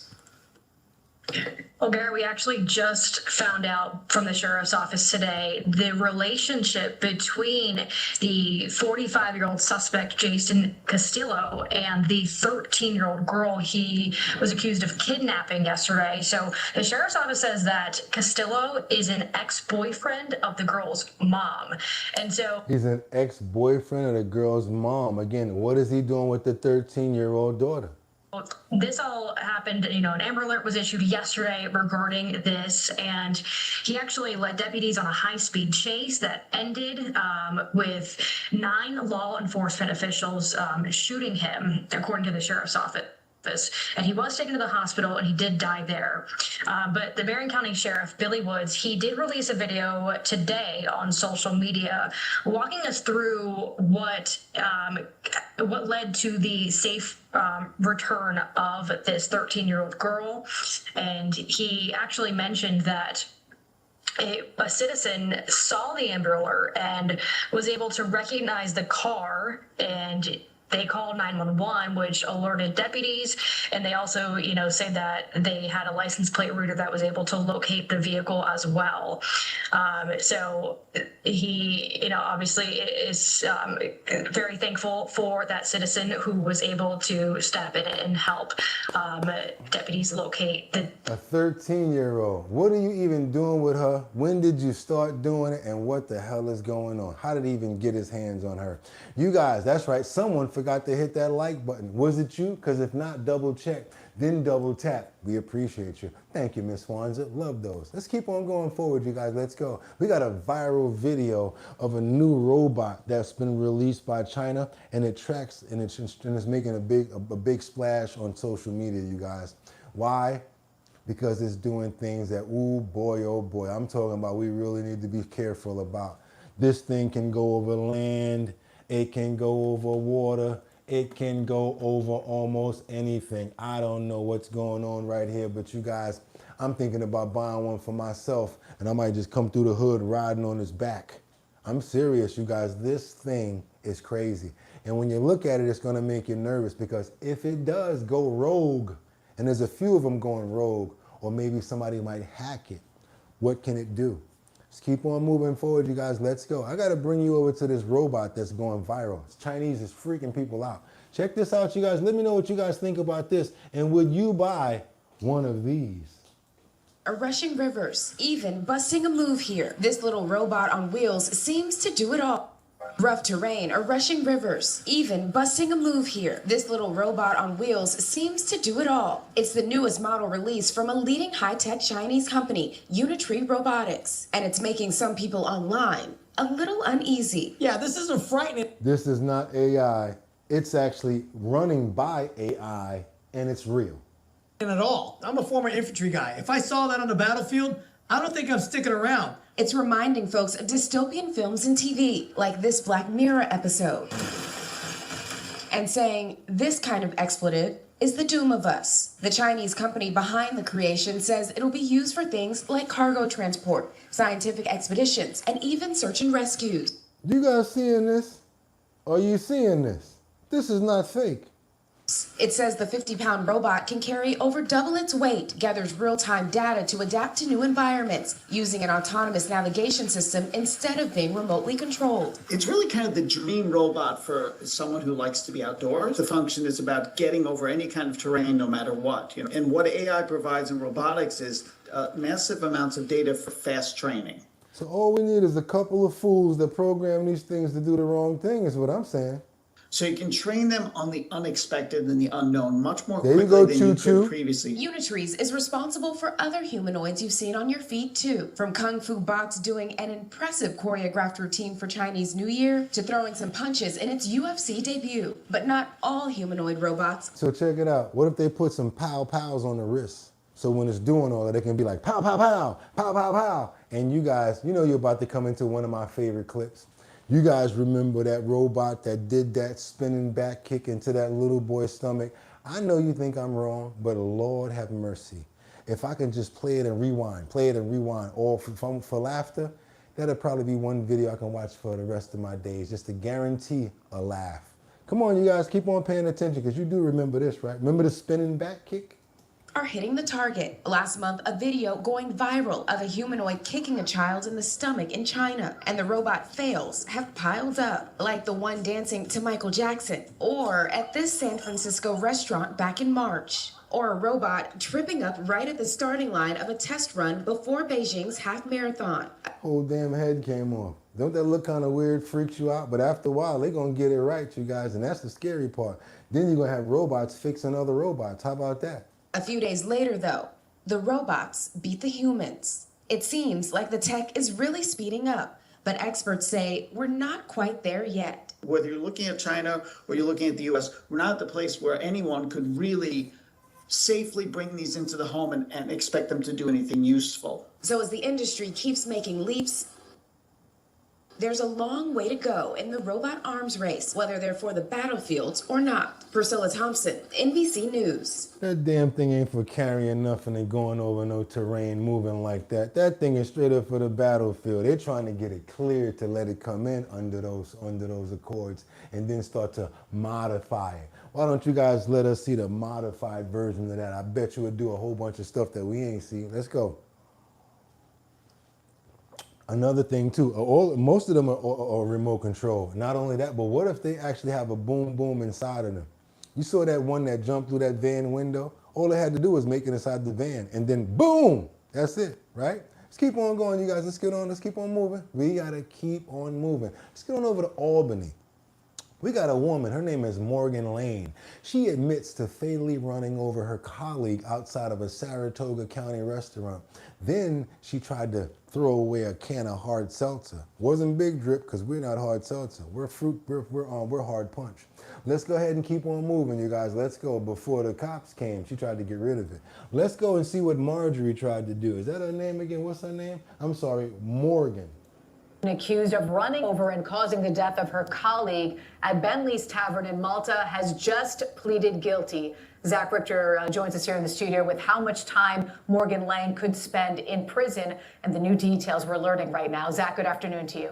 Sabrina, good afternoon to you. Morgan Lane pleaded guilty this afternoon at the Saratoga County Courthouse to running over her co-worker Joshua Soden in the parking lot of Bentley's back on September 8th. And then disposing of an open container of hard seltzer before police arrived. According to prosecutors, 29-year-old Joshua Soden of Saratoga Springs was hit by Morgan Lane's car back in September of last year and later died from his injuries sustained from that crash. Prosecutors said Lang tried to get her co-workers at Bentley's Tavern to dispose of evidence. And at the Saratoga County Courthouse today, cameras were not allowed inside the courtroom as Morgan Lang pleaded guilty to vehicular manslaughter and tampering with physical evidence. News Channel 13 has also learned this afternoon that the family of Joshua Soden has notified Morgan Lang and Bentley's that they plan to sue. And sentencing is set here for December, where Morgan Lang faces up to 3 2/3 to 11 years in prison if the sentence is imposed consecutively. You see that? I never understand these car murders, and they dumb them down to manslaughters, and then they get these 3 years or these 5 years or whatever these little crazy amount of times or whatever like that. Meanwhile, he'll never come back. Want to pray for him as well as his family and everybody affected by this tragedy. And yes, let's bring her to justice as much as we can actually get out of this situation. And I do think that when it comes down to vehicular crimes, there need to be stiffer penalties, because I'm tired of seeing people get away with these crimes and people are not around anymore. 3 to 11 years is totally not enough time for a crime like that. Want to pray for the family as well as everyone involved. Amen. Let's keep on going, you guys. We got to get on over to Virginia, Portsmouth. Charles Nichols faces an attempted murder charge in an apparent standoff in apartments. You guys heard about that apartment pow-powing? He tried to pow-pow some police, talking about, I wasn't aiming at y'all. And meanwhile, he telling them he got a BOMB. They make it inside his house. They go looking around, don't see nobody. He hiding in the closet talking about, don't come in here. I have a boom boom. And then starts firing at them. And now he want to try to say that, man, listen to this craziness right here. Let's go, you guys. Check this out. Enforcement testified against the man accused of firing an AR-15 pistol at them during a barricade situation. This all unfolded at Harbor Vista Apartments on Crawford Street in Portsmouth back in February. Charles Nichols III was before a judge today to face attempted murder and other charges. 10 on your side's Karina Garcia has the update from court. It's been nearly 5 months since Charles Nichols barricaded himself inside apartment 422 on the 4th floor of Harbor Vista Apartments. Today, a judge in Portsmouth certified all of his charges, including the most serious one, second-degree murder. 6 witnesses taking the stand, including 4 Virginia State troopers and 2 detectives. The troopers gave strikingly similar testimonies. State Trooper Rivera led the team that day, serving a narcotics search warrant. I was woken up this morning to an officer banging on the door, saying that there was a threat on the 4th floor. Rivera says troopers knocked, announced themselves as police, and waited about 15 seconds before breaching the door and deploying a flash canister. Trooper Rivera says his team was advancing into the apartment when they heard a male voice coming from the bedroom. According to testimony, Nichols was inside a closet yelling, "Get back, I have a bomb," at least a dozen times. Throughout that entire encounter, troopers state they continued identifying themselves as law enforcement. So you can't say that that it wasn't the police. They was like, oh, I didn't know. Yeah, we kept on saying it was police. Oh, you talking about you got a BOMB. Trying to communicate with Nichols. Court documents show Nichols then fired 3 rounds. Trooper Chapman also testifying officers never returned fire during that period because department policy prohibits shooting when they cannot see the person who's firing. According to detectives, Nichols admitted firing the gun, believing someone was breaking into his apartment. But investigators say Nichols also acknowledged police presence after a flash canister was deployed. Nichols' defense attorney argues prosecutors failed to show he intended to kill a specific officer, noting the shots were... He didn't care who he was going to hit. He was aiming at everybody, talking, it's just, man, listen. Aimed towards the living room kitchen area, rather than directly at law enforcement. But the judge disagreed, ruling there was enough evidence for the attempted murder charge. And yes, thank you for making Common Sense 55. The AR could have definitely gone through a neighbor's walls in apartment buildings. What you think is in between those walls? Sheetrock. Ain't no bricks or nothing in those walls. The sheetrock. To move forward. And we were on the scene that day of that hours-long barricade. When Nichols eventually surrendered, a woman also walked out of the apartment. We now know that was his girlfriend. And despite earlier speculation that she may have been a hostage, that issue was never addressed during today's hearing. Nichols is now headed to circuit court as this case moves forward. In Portsmouth, Karina Garcia, 10 on your side. Crazy. An AR-15, you know how big them shells are, man? That definitely could have went through a door. If you're talking about the wall 55, That joint could have went through a door, you know what I'm saying? Nah, 55 brought that up, she's right. That could have went through the door. Because them paper mache doors they got in them apartment buildings, come on, man. AR is real powerful. And he got 3 rounds off, and they did not even fire back. He lucky they didn't tear him up in there. Let's keep on going, you guys. Let's go. Because what you're looking at is a beach on Brazil. There's a lot of stuff going on all over the world. We see a lot of tornadoes.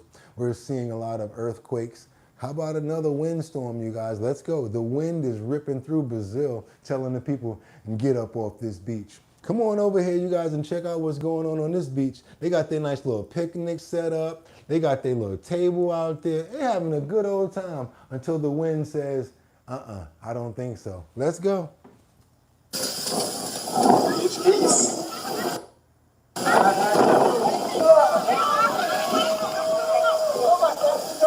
Oh, trust me, this is just the beginning.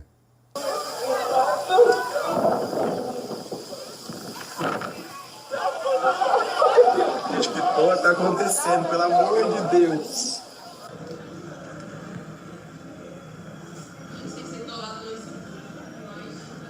And some people just don't know when to leave. They're going to try to thug it and stay out on the beach until the winds start really going. Check this out.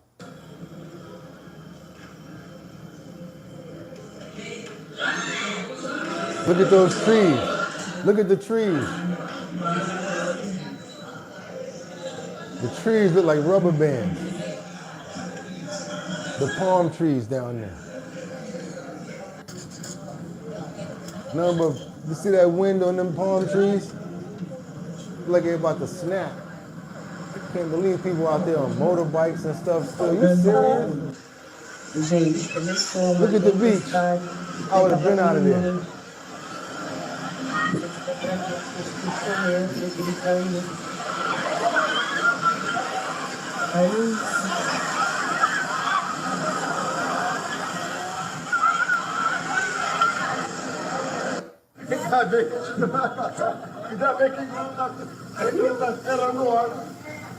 All over the world, it's crazy, y'all. Ninguém chega em casa hoje.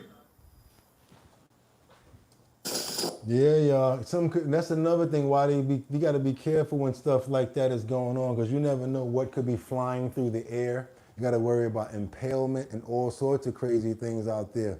And like, you got to be careful when it's windy like that. That's why construction signs, any sort of road signs and stuff like that, people have been heard to get decapitated, lose limbs, impaled with signs, road signs, construction signs. Got to be careful when stuff like that's going on, you guys. Get somewhere safe and get low. Cover your head up. Let's keep on moving forward. Double tap that screen. Let's get those likes up. We're trying to get to 74,000 subscribers, and we're right there. You guys, don't worry about nothing else. Don't even worry about the likes. Let's get those subscribers up. Try to get to 74, and then tomorrow I can say 75,000 subscribers is what we're working on getting to. Let's keep on going, you guys, because we got this video that captures a tire that flew across the I-76 before slamming into an SUV. That's why I always tell you guys to keep your eyes on the road and always be aware of what's going on around you, because it does not have to be you. You can be an excellent driver. It can be someone else or their vehicle. Check this out, you guys. I want you guys to pay close attention to what we're about to see, because you might think it's a car commercial for like a new SUV that's coming out. It's not. I want to tell you guys that right now. It's not. Check this out. Let's go. Look at this, an Action News viewer sitting at this piece of video. You see this from I-76 westbound. The dash cam video from his Tesla showing a rogue tire rolling down the median before eventually smashing right there into that car. It happened about 12:30 this afternoon. Viewer sitting at this piece of video. You see this from I-76 westbound. The dash cam video from his Tesla showing a rogue tire rolling down the median before eventually smashing right there into that car. It happened about 12:30 this afternoon, right near... Now, I don't know. They said they don't know what happened because he kept on driving because he was on the highway. But look how scary that is. Look at that big truck that's coming right behind him. He can't just pull over, or you got to be careful. You don't know what rate of speed he's going right there. Look at that. Girard Avenue in West Philadelphia. You can see that tire bounce up, hitting the overpass structure and then slamming right into the car. The driver said that he heard the impact but had no idea what happened until he reviewed this piece of video. We have reached out to police to see if any injuries were reported. Wow. Yeah, frightening video. Yeah, Take a let's look at keep this. on An Action going. News viewer Let's go. sending us this piece of video. That was a banger right there, a literal banger. That was a banger for real, wasn't it, you guys? Let's go. Let's double tap that screen, get those likes up. We're working on 74,000 subscribers.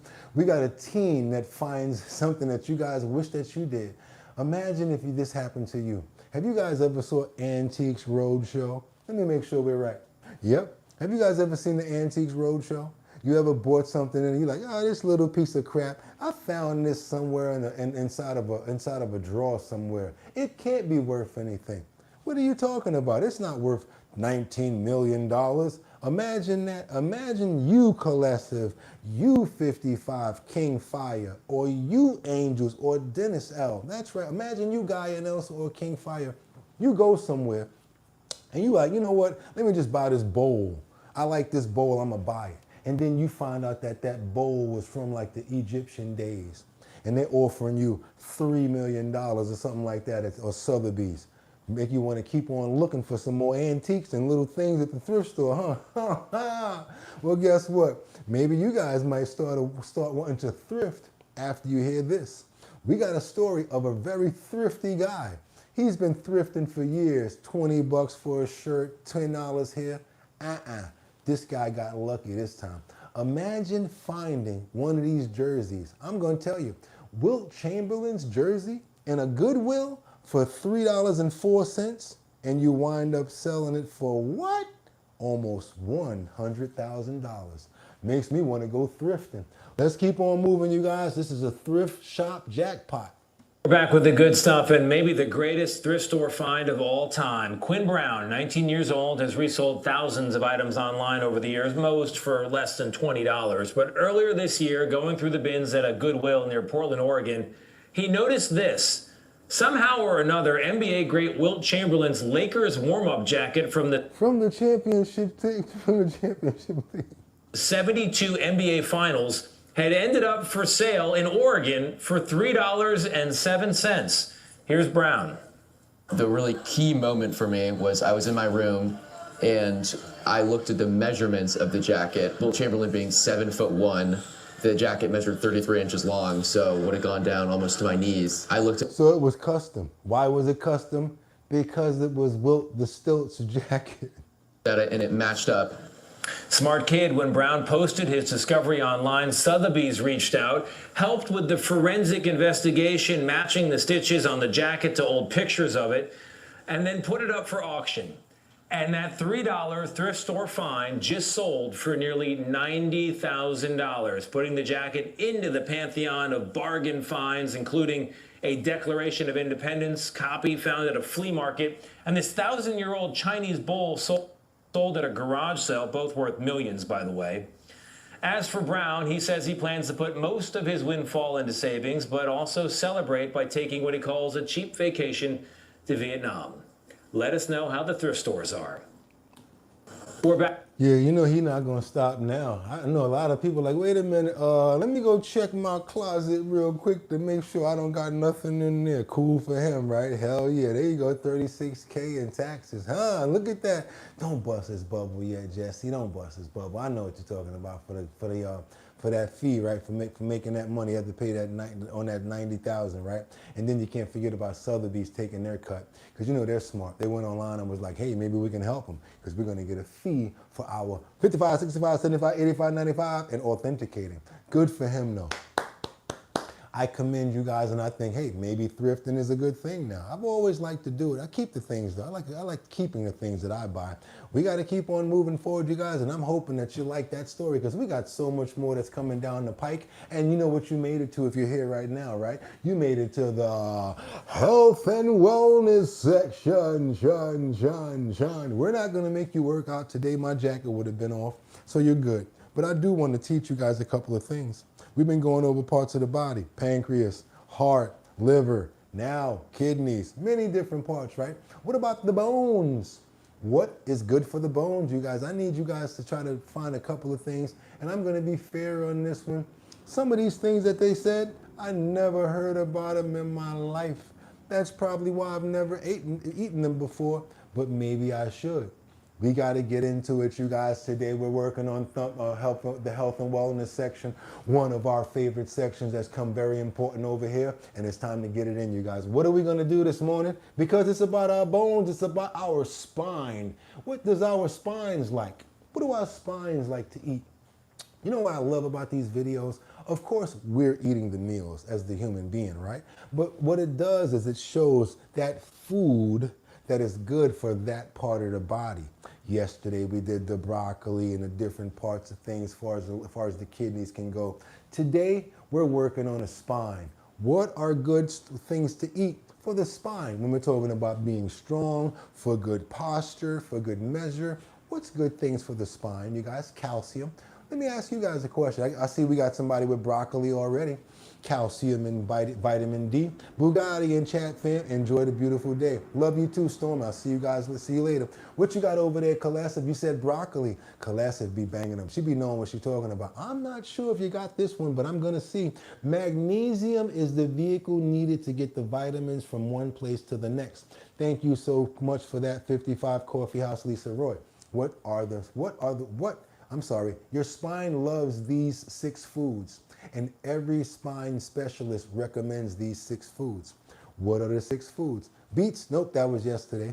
Folic acid and vitamin D, sound close. Garlic, nope. Let me see what else you got. Bone broth, that was a good close call. Why wouldn't it try to fortify, right? I get where you're trying to go with that, but no. And like I said before, don't be angry with yourself, because some of these things, especially one of them, I have never heard about it in my life. I promise you one thing, I'm going to ask you guys where we're going to get it from. Salmon, spinach, you might be close there. Potassium, we got water, we got beets. We all out here throwing it to the wall and seeing if it sticks just like a piece of tender spaghetti, right? Let's not do that anymore. Let's look and see what your spine loves. And your spine loves this. These 6 foods for spine health. Let's go, you guys. Let's get it. And this is our bottom line, health and wellness section. Double tap that screen and get those likes up. We're working on getting you guys some merch today. Let's go. So we've got yogurt, and I'm going freestyle with you guys right now too. We're learning together. I saw it, didn't write it down. Wanted to thug it out with you guys as well. Let's go. We got yogurt.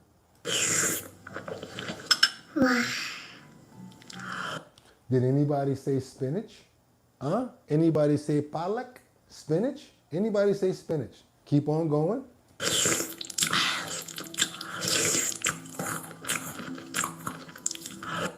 I had no idea that boiled eggs or eggs were good for the spine. And again, you guys, it's not about not knowing, it's about learning. The more that we learn, the better we can do for our bodies and feel better about the foods that we're eating and why. Somebody said salmon. I saw it down there. Somebody knew what they was talking about. Somebody said salmon. There you go. Somebody said it. There you go. There you go. What is this? Gooseberry. Amla? It's a gooseberry? Has anybody ever had gooseberry? Let me know in the chat because I want to know. Let's keep on going forward.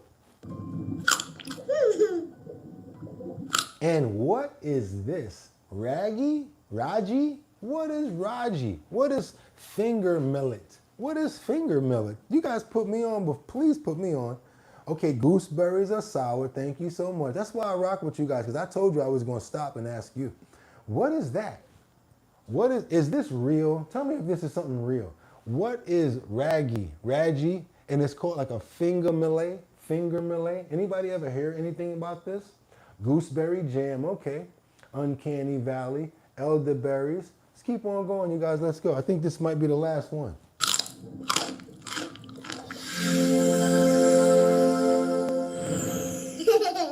Okay, they ran it down to us, you guys, and that's it. I guess gooseberries, Raji, fennel thins, and also what do we have? Salmon. There was salmon in there too. You guys remember the spinach that was in there. And you guys remember the eggs that were there as well, right?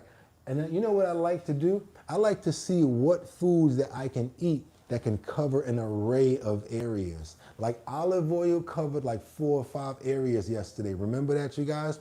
It was good for the liver as well as the kidneys the day before. So yes, the reason I do this right here for you guys is so that we start to get educated and knowing different foods that are good for our bodies. You know what I'm doing right here. This is the health and wellness section. Also, I love it when you guys send in content. Send me an email to bridgethisllc@gmail.com. This way I can go over what you guys want to see in the health and wellness section, and I'll play your video. Now, let's keep on moving forward because it ain't over. I thought you ain't like the beat. Groove me.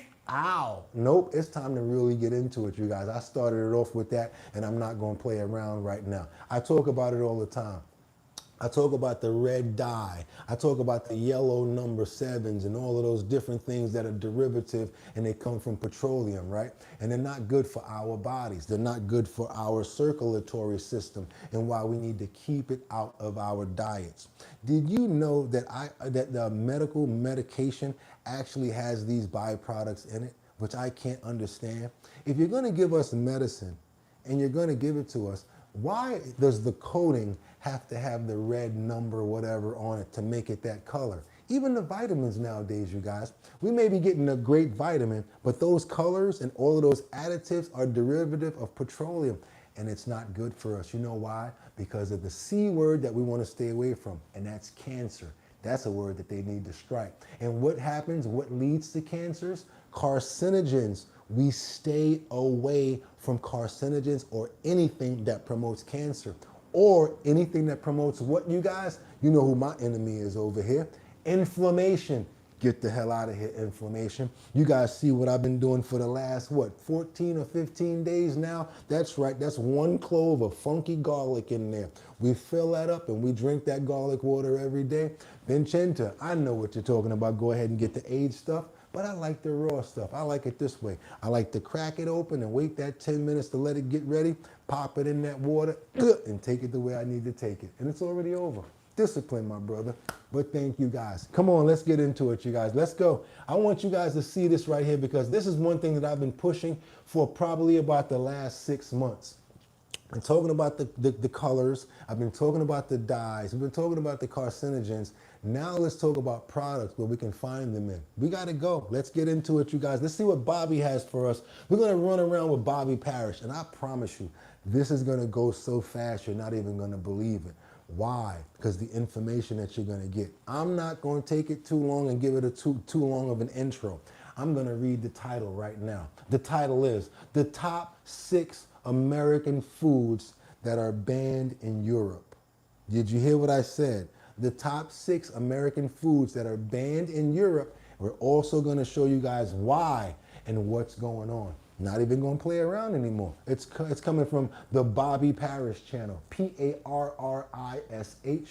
Give Bobby his props, you guys. That's right. Right now you're eating ingredients that are flat out banned in other countries. Why? Because we accept it over here in our country. Because we got this little GUT thing, GUS thing that says if it's a certain thing and we got a relationship going on we have a relationship going on with the manufacturer, we trust you. But it's not like that in the UK, you guys. They're very serious when it comes down to yellow number 7 and all of these red dye number 9s. They don't let you do it. You have to use extracts. You have to use other things, actual natural sugars and things like that. Let's get into it, you guys, and let's see what products differ here than in the UK. Let's get them, Bobby. Let's go. The store shelves of grocery stores across the USA. I'm going to show you 6 of these ingredients that are so banned and so controversial, why they're so bad for us, and give you the better for you swaps. Look at the big wall of colored sports drinks. They are very brightly colored, and my friends, that is not a natural shade of red. This is fruit punch here, with artificial colors, red number 40. Or how about a little orange sports drink? You think it might have orange in there? So you thinking you good by getting the Gatorade, the sports drink, but it actually has chemicals in it that's even worse. No, it's got a combination of yellow 6 artificial colors. You literally may as well eat the box, straight up. There. Look at the wall of brightly colored sodas there.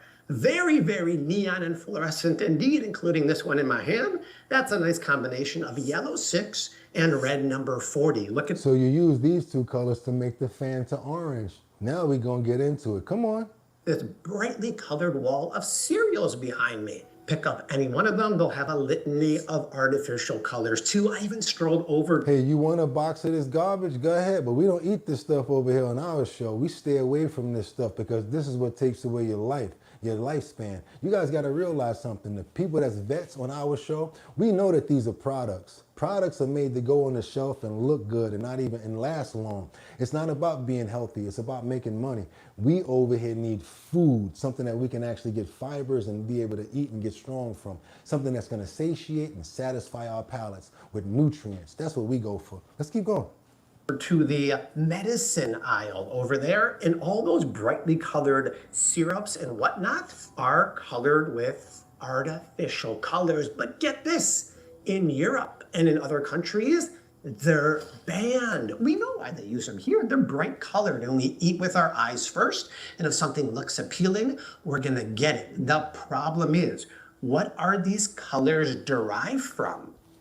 Artificial dyes are derived from petroleum, crude oil, and fossil fuels, which is... So you thinking that's okay to cook your food with because they told us it's okay? Crisco, petroleum oil, corn oil, soy, it's garbage. This stuff is actually used for motors, for coating, small engines and stuff like that. That's what it was made for, till somebody started cooking with it. Which is why they're banned in Europe. How is there this difference between the countries? Grass. Grass, generally regarded as safe. Here in the US, we tell our food manufacturers the onus of burden is on you. If you do the research and pay for it and you say it's safe, we trust you, right? It's a little handshake, high five agreement. In Europe, they're like hacks to the no. We, the European body or the legislation, does the homework. And if we think it's safe, then we say it's okay, which is why they have a small list of approved ingredients and we have a big one. Remember this big orange soda I showed you? Well, I just got in the mail the European counterpart. And check this out, what I want you guys to notice. You gotta pay attention to this. They'll do that for them in the UK, but they won't do it for us. Why? Because they make more money off of us because they're giving us garbage. They gotta do a lot more work for them. They gotta use real sugar and real things for the color. Look, watch this. Something looks really, really different. This is fluorescent orange. This looks like orange juice. Why? Because the coloring from this comes from beta carotene, the same thing that makes carrots orange. And when you pour it out, it's much more natural looking. So they're using beta carotene on their stuff, but they're giving us all this other garbage, food coloring, waste, petroleum derivatives, and all of that stuff that makes us get cancer. And your children love that stuff because it's addictive. I've got the European version of Gatorade here called Lucozade. It doesn't have the same ring as Gatorade, but it looks different just like the Fanta did because the coloring is beta carotene once again. Very, very interesting. Also, Fruit Loops. They use real fruits and real stuff to get the colors, beta carotene, and they put real sugar in theirs, not the crap that they're giving us. You know what they put in ours? That's right, monosodium glutamate to keep you crunching. And then they hit you with the corn syrup, cornstarch, right? Here, have that litany of artificial colors. Look at the box I just got from Canada that I ordered, colored with natural fruit and vegetable juices.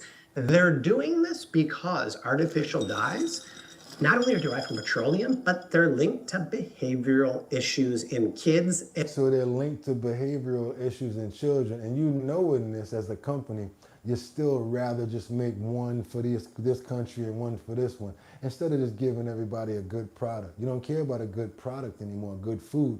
You care about making money and shelf life. And many of these brightly colored things here are directly for kids, especially things like medicine. Brightly colored medicine here with a combination. That ain't Pedialyte. Nah, bro. That ain't Pedialyte right there, is it? That ain't Pedialyte. So they starting off the kids with the yellows and the dyes and the petroleum and all of that, huh? Yeah, you see that? Of artificial colors, especially the kids ones, but you can easily find dye-free ones like this here. Bottom line, you want to avoid the artificial colors. They're banned in other countries for a reason, and the fact that we have them here, but the same companies put them in other countries with different ingredients is downright wrong. What if I told you all of this chicken? So now I want to know what you guys have to say about that, though. What you guys have to say about that? Look at the fact that they can do it for them, but they don't do it for us. What did you guys think about that? They got the power to do it all one way, but they're like, nah, we need to make that profit off the U.S. and the FDA, and them are going to let us get through with it. They're going to let us get through. Let's go. Chicken behind me. Every single packet of chicken is banned in Europe. You know why? Because they wash them with chlorine and water. And half of the chicken that we buy, you can look on a label and it says it has water in it. So you're paying for water, you guys, to make it nice and chunky and fat. It's nice and watery. You need to hang them up. Sadly, I don't eat meat, but yeah, any meat that's really taken care of the right way, halal, you got to hang it up upside down and drain it. You got to do it that way. They will not take any of this chicken. Breast, thighs, heck, they won't even take this organic, boneless, skinless chicken thigh. You want to know why? The answer is in small writing right here, because it may contain up to 5% retained water. Heck, sometimes you can find chicken with up to 7% retained water. How about that? I don't want the retained water because I don't know what's in the water. Especially if they're talking about you guys got a certain mixture that you use in order to clean this chicken. You know about the mixture that they use, right? That's where the water comes from. It's not just water. This is water chilled chicken. So after this is slaughtered, it's dipped in chilled barrels of water. So you see this? It's dipped in chilled barrels of water, and that's what retains that weight inside of the chicken. I don't want, well, you don't know what's in this water, right? Water that have chlorinated bleach in there to kill any bacteria or pathogens. Somebody said, yes, do not buy Tyson chicken. I used to work there, Jelena. Let's go. That's the bad way to chill chicken. The good way is air chilled chicken. But Europe will not take any of this because they have very high hygiene standards. And if our chicken needs to be dunked in chlorinated water, they deem it inferior. Yikes, but it's fine for here. Oh, by the way, it's also bad for us because if up to 5% of this is water weight, because it's soaked up the chlorinated water, what are we paying for? Bloated meat, that's water weight, and when you soak up water, it also ruins the texture and flavor, in my opinion. Now, air-chilled chicken is where it's at, but none of this is air-chilled right here. In Europe, we'll take exported air-chilled, but the majority of ours is water-chilled. So what should you do? Ask your butcher, if you still shop at a store that has a butcher. Is that why they made it so hard for the butcher shops? Is it why they tried to, monopoly of them out of the game? Why we don't have that many butcher shops anyway? Is that probably why? Or look in the packet for air-chilled chicken. Open my fridge or freezer right now at home. You'll see that brand called La Belle and Patrimone is air-chilled, which is going to be superior. Some brands will do water chilled, like Pasture Bird at Sprouts, but it's just water, no chlorine. But ultimately, most of it is dunked in chlorinated water, which is not hygienic, and Europe won't even take it. So why would... Chlorine does dissipate, but I'm not wanting it. I buy my meat from a kosher or halal deli. That's where you're supposed to get it from. You guys, y'all appreciating the content that you guys are getting right now. I love the way that you're sharing this information. It's important, y'all. Come on, it's what we're putting in our bodies. And my question again to you is, if they can make it over there, why are they not making it that way for us? Why are they not giving us the good stuff? Let's go. Would we take? And next up, I'll show you a sweetener that Europe and other countries ain't taking either. There it is, our beloved Heinz tomato catsup. What's in it, you guys? Tell me right off the bat, what's wrong with this syrup? I mean, I'm sorry, I almost gave it up.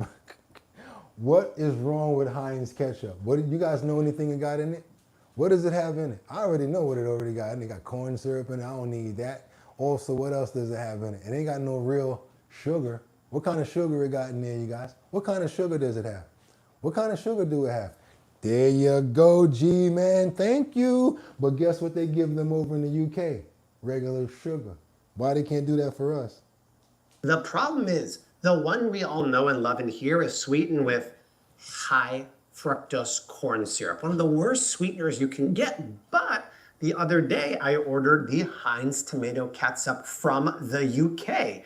And oh my gosh, that's so interesting because the primary sweetener in there is sugar. Okay, you guys, just so you know to spend a little bit more money, don't get razzle-dazzled on the shelves.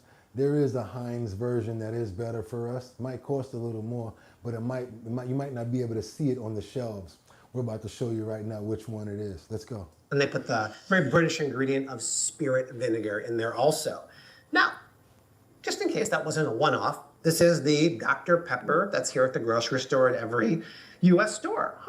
The second ingredient is high fructose corn syrup as the sweetener. Well, how many people grew up on Dr. Pepper? I got the UK version of Dr. Pepper. Actually, I used to like Dr. Pepper when I was a kid. It was something about that, was it 23 spices? It's very enticing.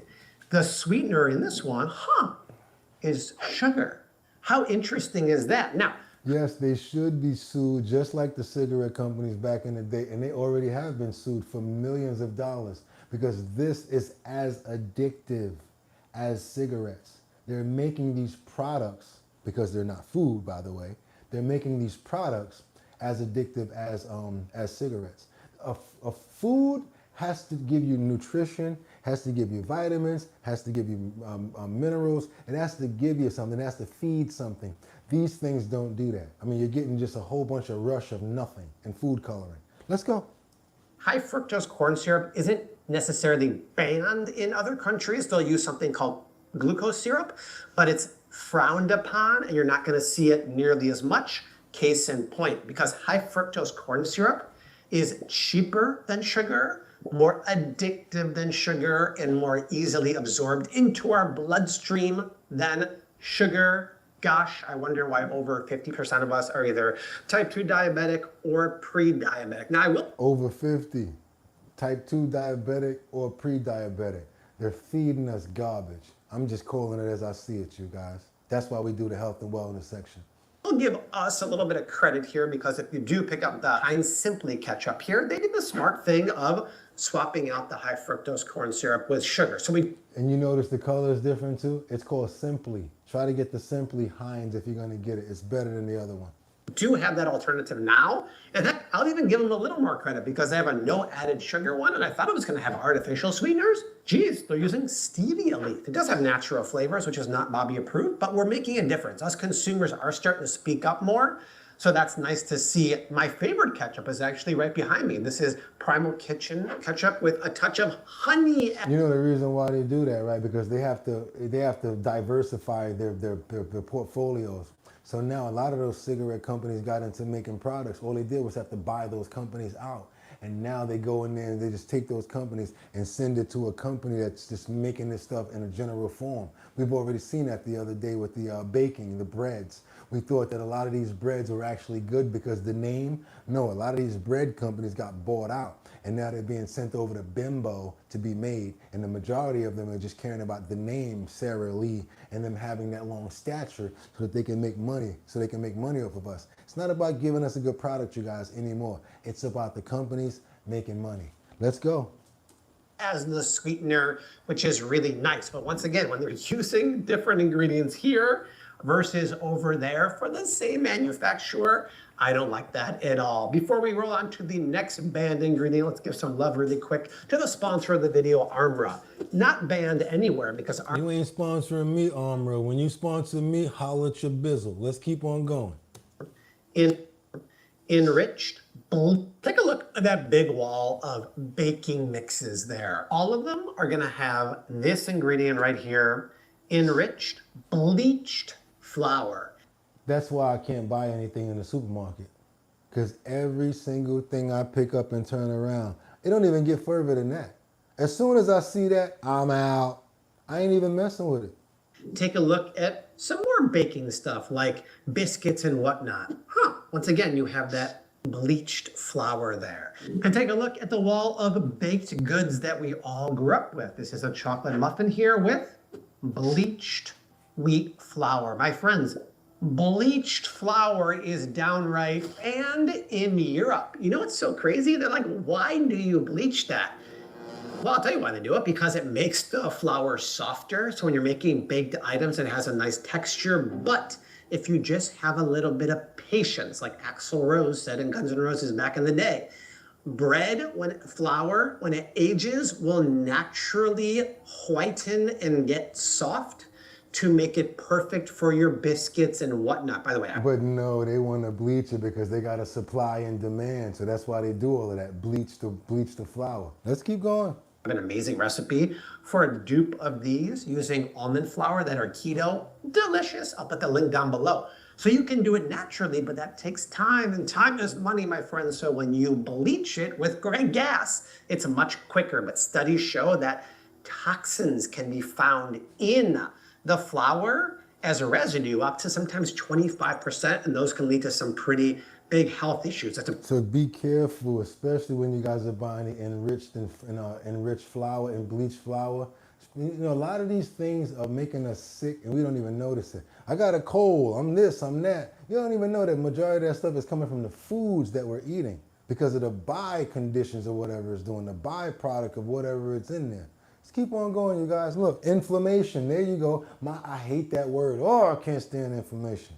Perfect example right there of you can just do it naturally the way grandma would do it, but no, we do it with chlorine gas, which is a big no-no. We gotta avoid bleached flour at all costs. Next, we're gonna jump over to the personal care section to show you something they don't allow over there. The world of personal care can be a really, really scary world to navigate. And there's a couple ingredients that are downright banned in Europe, but it's quite common to find them here. Ooh, see right here where it says methylparaben and propylparaben. Those are types of parabens that live in the family, and this is something that we talked about recently in a video. That some of them stuff CeraVe makes is good, but some isn't. And once again, boom, propylparaben, methylparaben. Parabens have been found to be hormone disrupting ingredients, and the EU and Europe just says no. And be careful when you give these lotions and stuff to your children as well. You don't want things like this on your children's skin. Why? What is your skin, you guys? We know it. It's the biggest what on our body? It's the largest organ that we have. Don't think that your skin is protecting you. You got to protect your skin too. We don't want it, but for some reason, they still keep putting it here, and we slather our bodies in these lotions and potions and goos and our scalps, and it absorbs directly in the biggest organ of your body. I posted a video the other week, I'll link to it right here, talking about the most toxic personal care and what to get instead. I see one of them here, but Dr. Squatch has a moisturizing lotion here that not only doesn't have the parabens, it doesn't have any of the nasty synthetic fragrances and whatnot. We really do this so you can get accustomed to the certain letters and the certain things in the ingredients. This way, when it's not, we don't just want you to be educated on one product. We want you to be educated on ingredients and what types of things to look away, to stay away from. I mean, you might still get that little urge to eat something, but after a while, I honestly think that a lot of you guys are gonna be like, yo, I'm not even eating this no more. You go get that box of cereal, you're gonna be like, yo, you know, I don't even want this. You're gonna start turning around looking at those labels like, Your food menu, I'm sorry to say it, will dwindle. But now, moving forward, you'll do what I did yesterday. You'll take a shot of the back of the bagel pack and say, does this have any sort of, potassium bromide in it? And let AI see if it's got it in there. And this way you know. We gotta start using AI as well because there's ways to do it as well. I take photos of an entire tea section and say, what's the best one out of here? And I'm trying to stay away from this, from that, from this. Okay, it takes me away from tea bags that are made with plastics. They make me go to the tea bags that are made of paper. Also, you find better teas that actually that have real good derivatives and really good things that are good for you.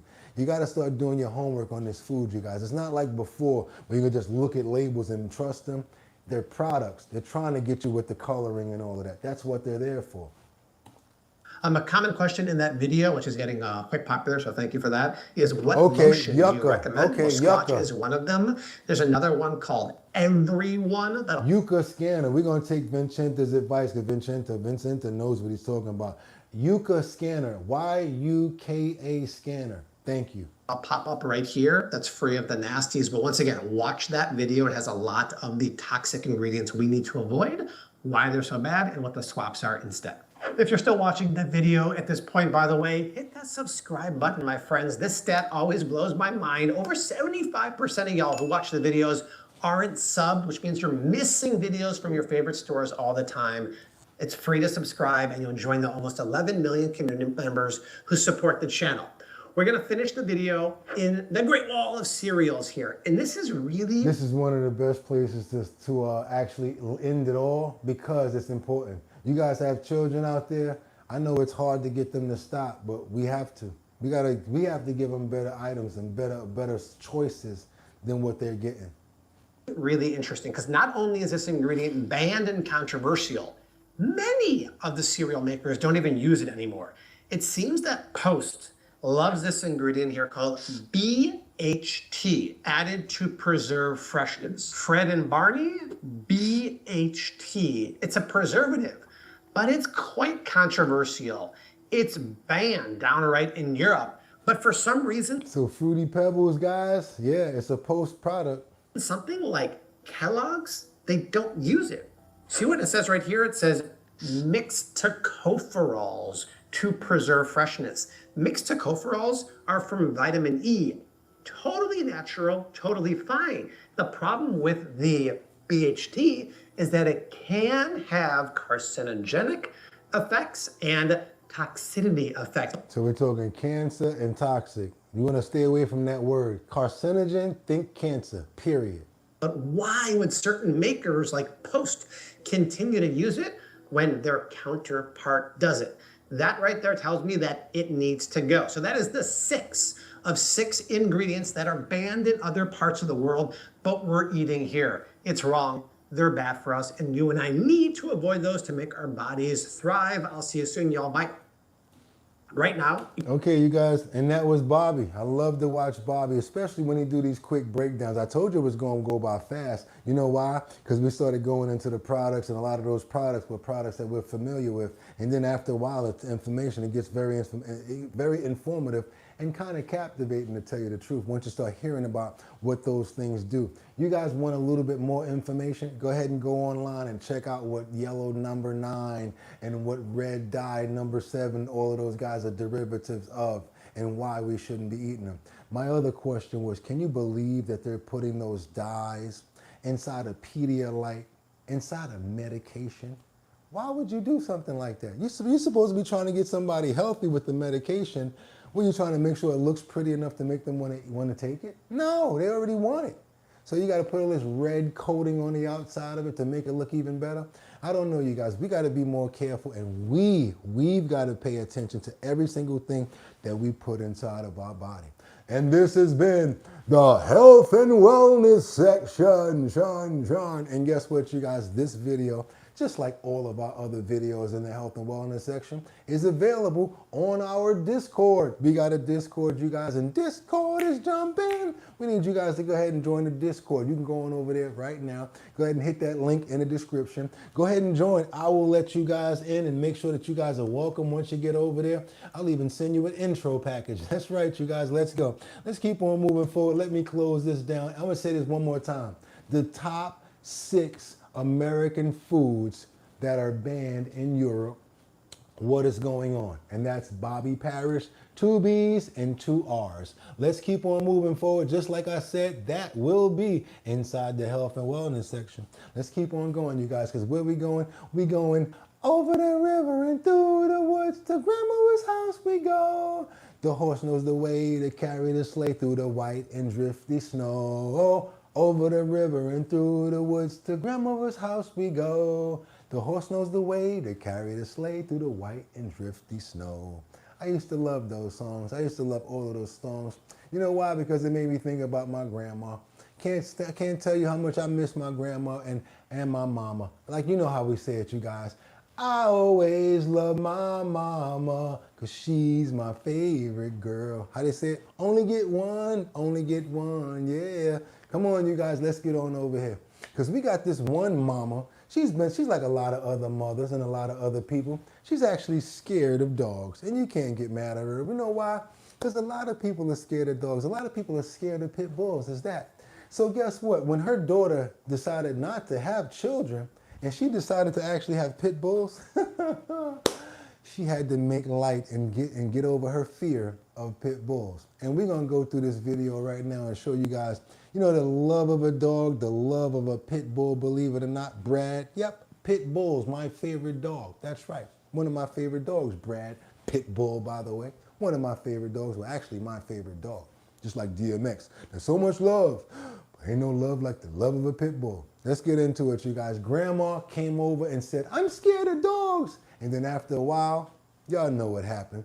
Buying bones, calling them certain names. Yeah, you know how grandma would get. At first, she want to act like she's scared.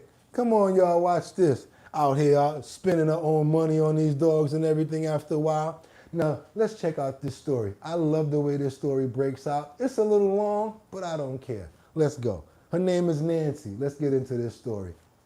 This is my mom, Nancy. She is extremely afraid of dogs. When I was 7 years old, one huge dog chased me and my sister. From that time on, we were afraid. That's her purse on the floor. 2 years ago, we adopted Ellie, a full American Pit Bull Terrier. Sophie is our long-term foster. I was worried about her when she got people. I would say, oh, I'm not going to your house. Don't invite me, I'm not going to your house. I try to convince myself, if I want to get close to my daughter, I have to love the dog. Yes. My mom felt sad that I was paying so much for daycare, so she forced herself to get comfortable watching the dogs. This was her first time on her own. She was really going out of her comfort zone. I was shaking with both dogs. Okay, only myself here. Nobody helped me. This is the first time they was alone and the first time she actually petted the dog and petted Sophie by herself. The dogs come up to her for pets. To see that moment was heartwarming. I felt like she was coming around. They are not afraid of me, and I'm not afraid of them anymore. So you know what's about to happen right now, right? Now that grandma ain't scared no more, watch how grandma take over now. You meet one nice dog and it changes your perception on dogs as a whole.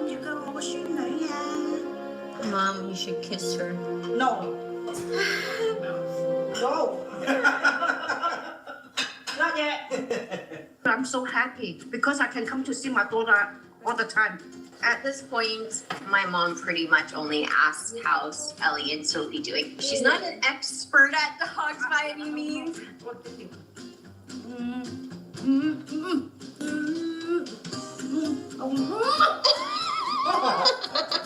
They gain 5 pounds after she watches them. Look, they gain 5 pounds after she watches them. Whatever, grandmother. She's like this. Wasn't me. Yeah, look.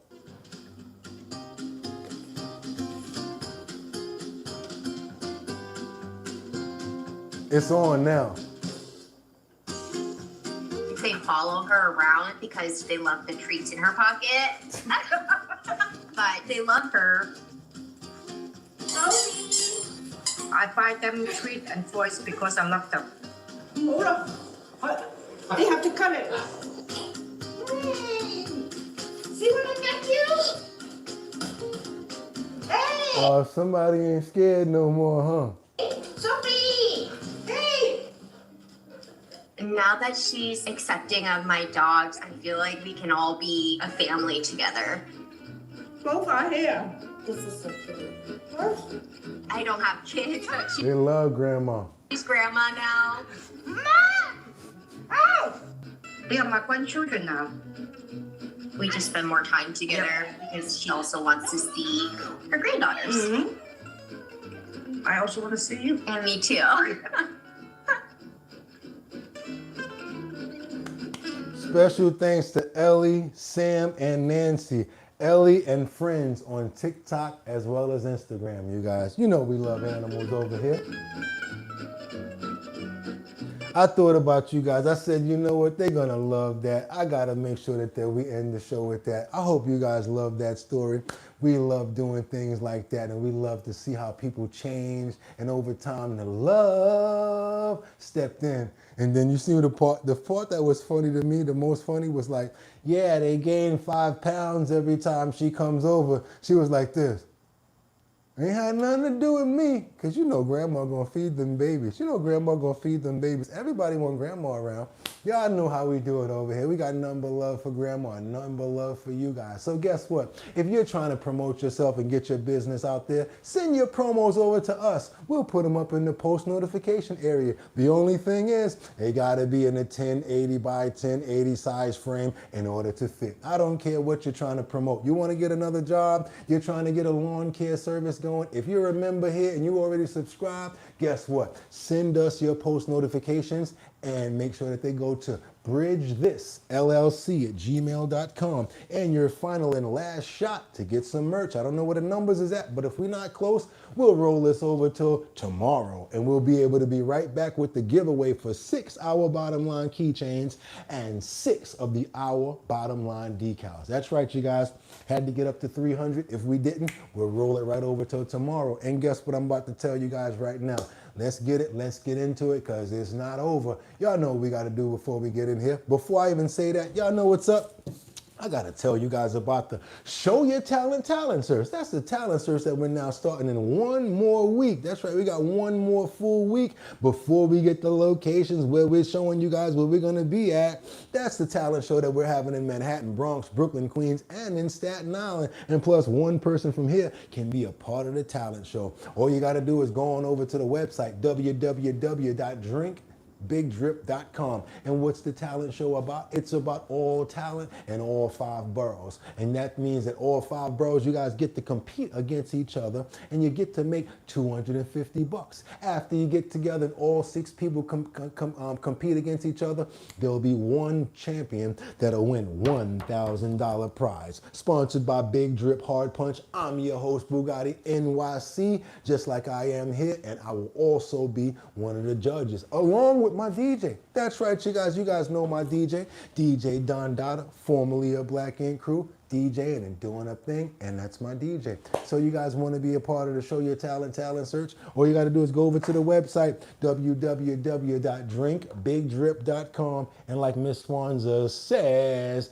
if you want to get lit, you got to drink Big Drip. How you going to get it? www.drinkbigdrip.com. 2 G's and 2 P's. Don't forget the G's and the P's, you guys. That's right.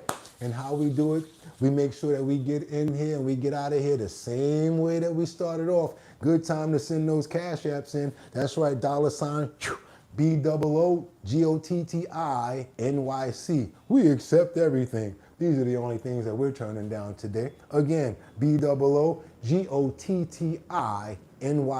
And guess what, you guys? If you're watching this after the show, go ahead and share. Go ahead and like. Don't give up. And go ahead and hit another like on there and share and subscribe as well. Also, leave a comment down there. Yeah, we do that too. We keep on going as we keep on moving this show along.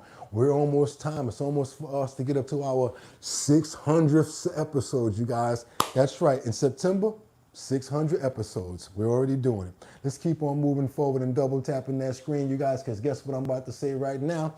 Just before you guys get out of here, we got to make sure that we get those prayers in the air. Got to pray for everybody the same way that we came in. You got to pray on the way out. Same way we're going to see each other in the morning. I want to pray for every single person here. I want to pray for happiness. I want to pray for a safe day. I want to pray for understanding. I want to pray for everybody here to have a great and a healthy and a satiating day as well. Can't forget about making sure that you guys are respected. Can't forget to make sure that you guys are loved. That's right. That's one other thing that we love to pray for. We love to pray for love. Anything that you guys want to pray for, go ahead and put it inside the chat. Or say it to yourself, because why? There's power in numbers. Who we're praying for this morning? We're praying for Tony, right? praying for Kalesiv. Can't forget about Jelena and Miss Swanson. We're always praying for you, Kalesiv. You know how we do around here, Vincenta. Gotta make sure that you're straight. And Rebecca Lanyan Bueno chiming in from Grand Rapids, Michigan. Can't forget about Amber J. John. Who else? King Fire 1148 chilling with us on a Friday. That's right, VG5P. How you doing, Kalesiv? Also, we can't forget about Jeffrey Spilka, Guy Nelson, Kalesiv, Rebecca Lanyan Bueno, Miss Swanson. Also, we can't forget about G-Man. Who else we talking about? Teddy, that was here a little bit earlier. All right, Terry. Can't forget about Miss Kalesiv. Can't forget about Miss Jackson as well. Can't forget about Winter Rising, Liberty and Justice, Casey Ramos, Sam Champion, Batty Lynn, 55 Coffee House, Lisa Roy, Jonathan, Jordan, as well as all of you guys, Sam Champion. I ain't forget about you. Who else we got in the building? Tony Wright, Vincenta, and your boy, I'm sorry, Mary is you real, 1833. And your boy Boogotti NYC.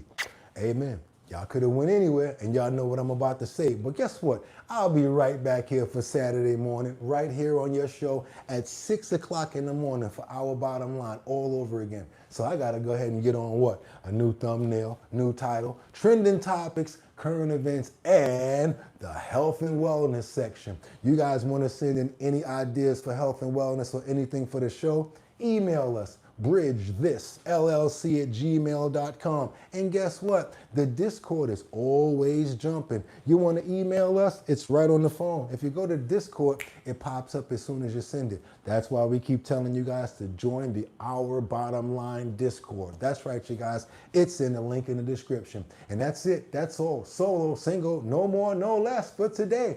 I'll see you guys tomorrow at 6 o'clock in the morning for Our Bottom Line, right here on YouTube. I'm trying to do it like the Chinese people.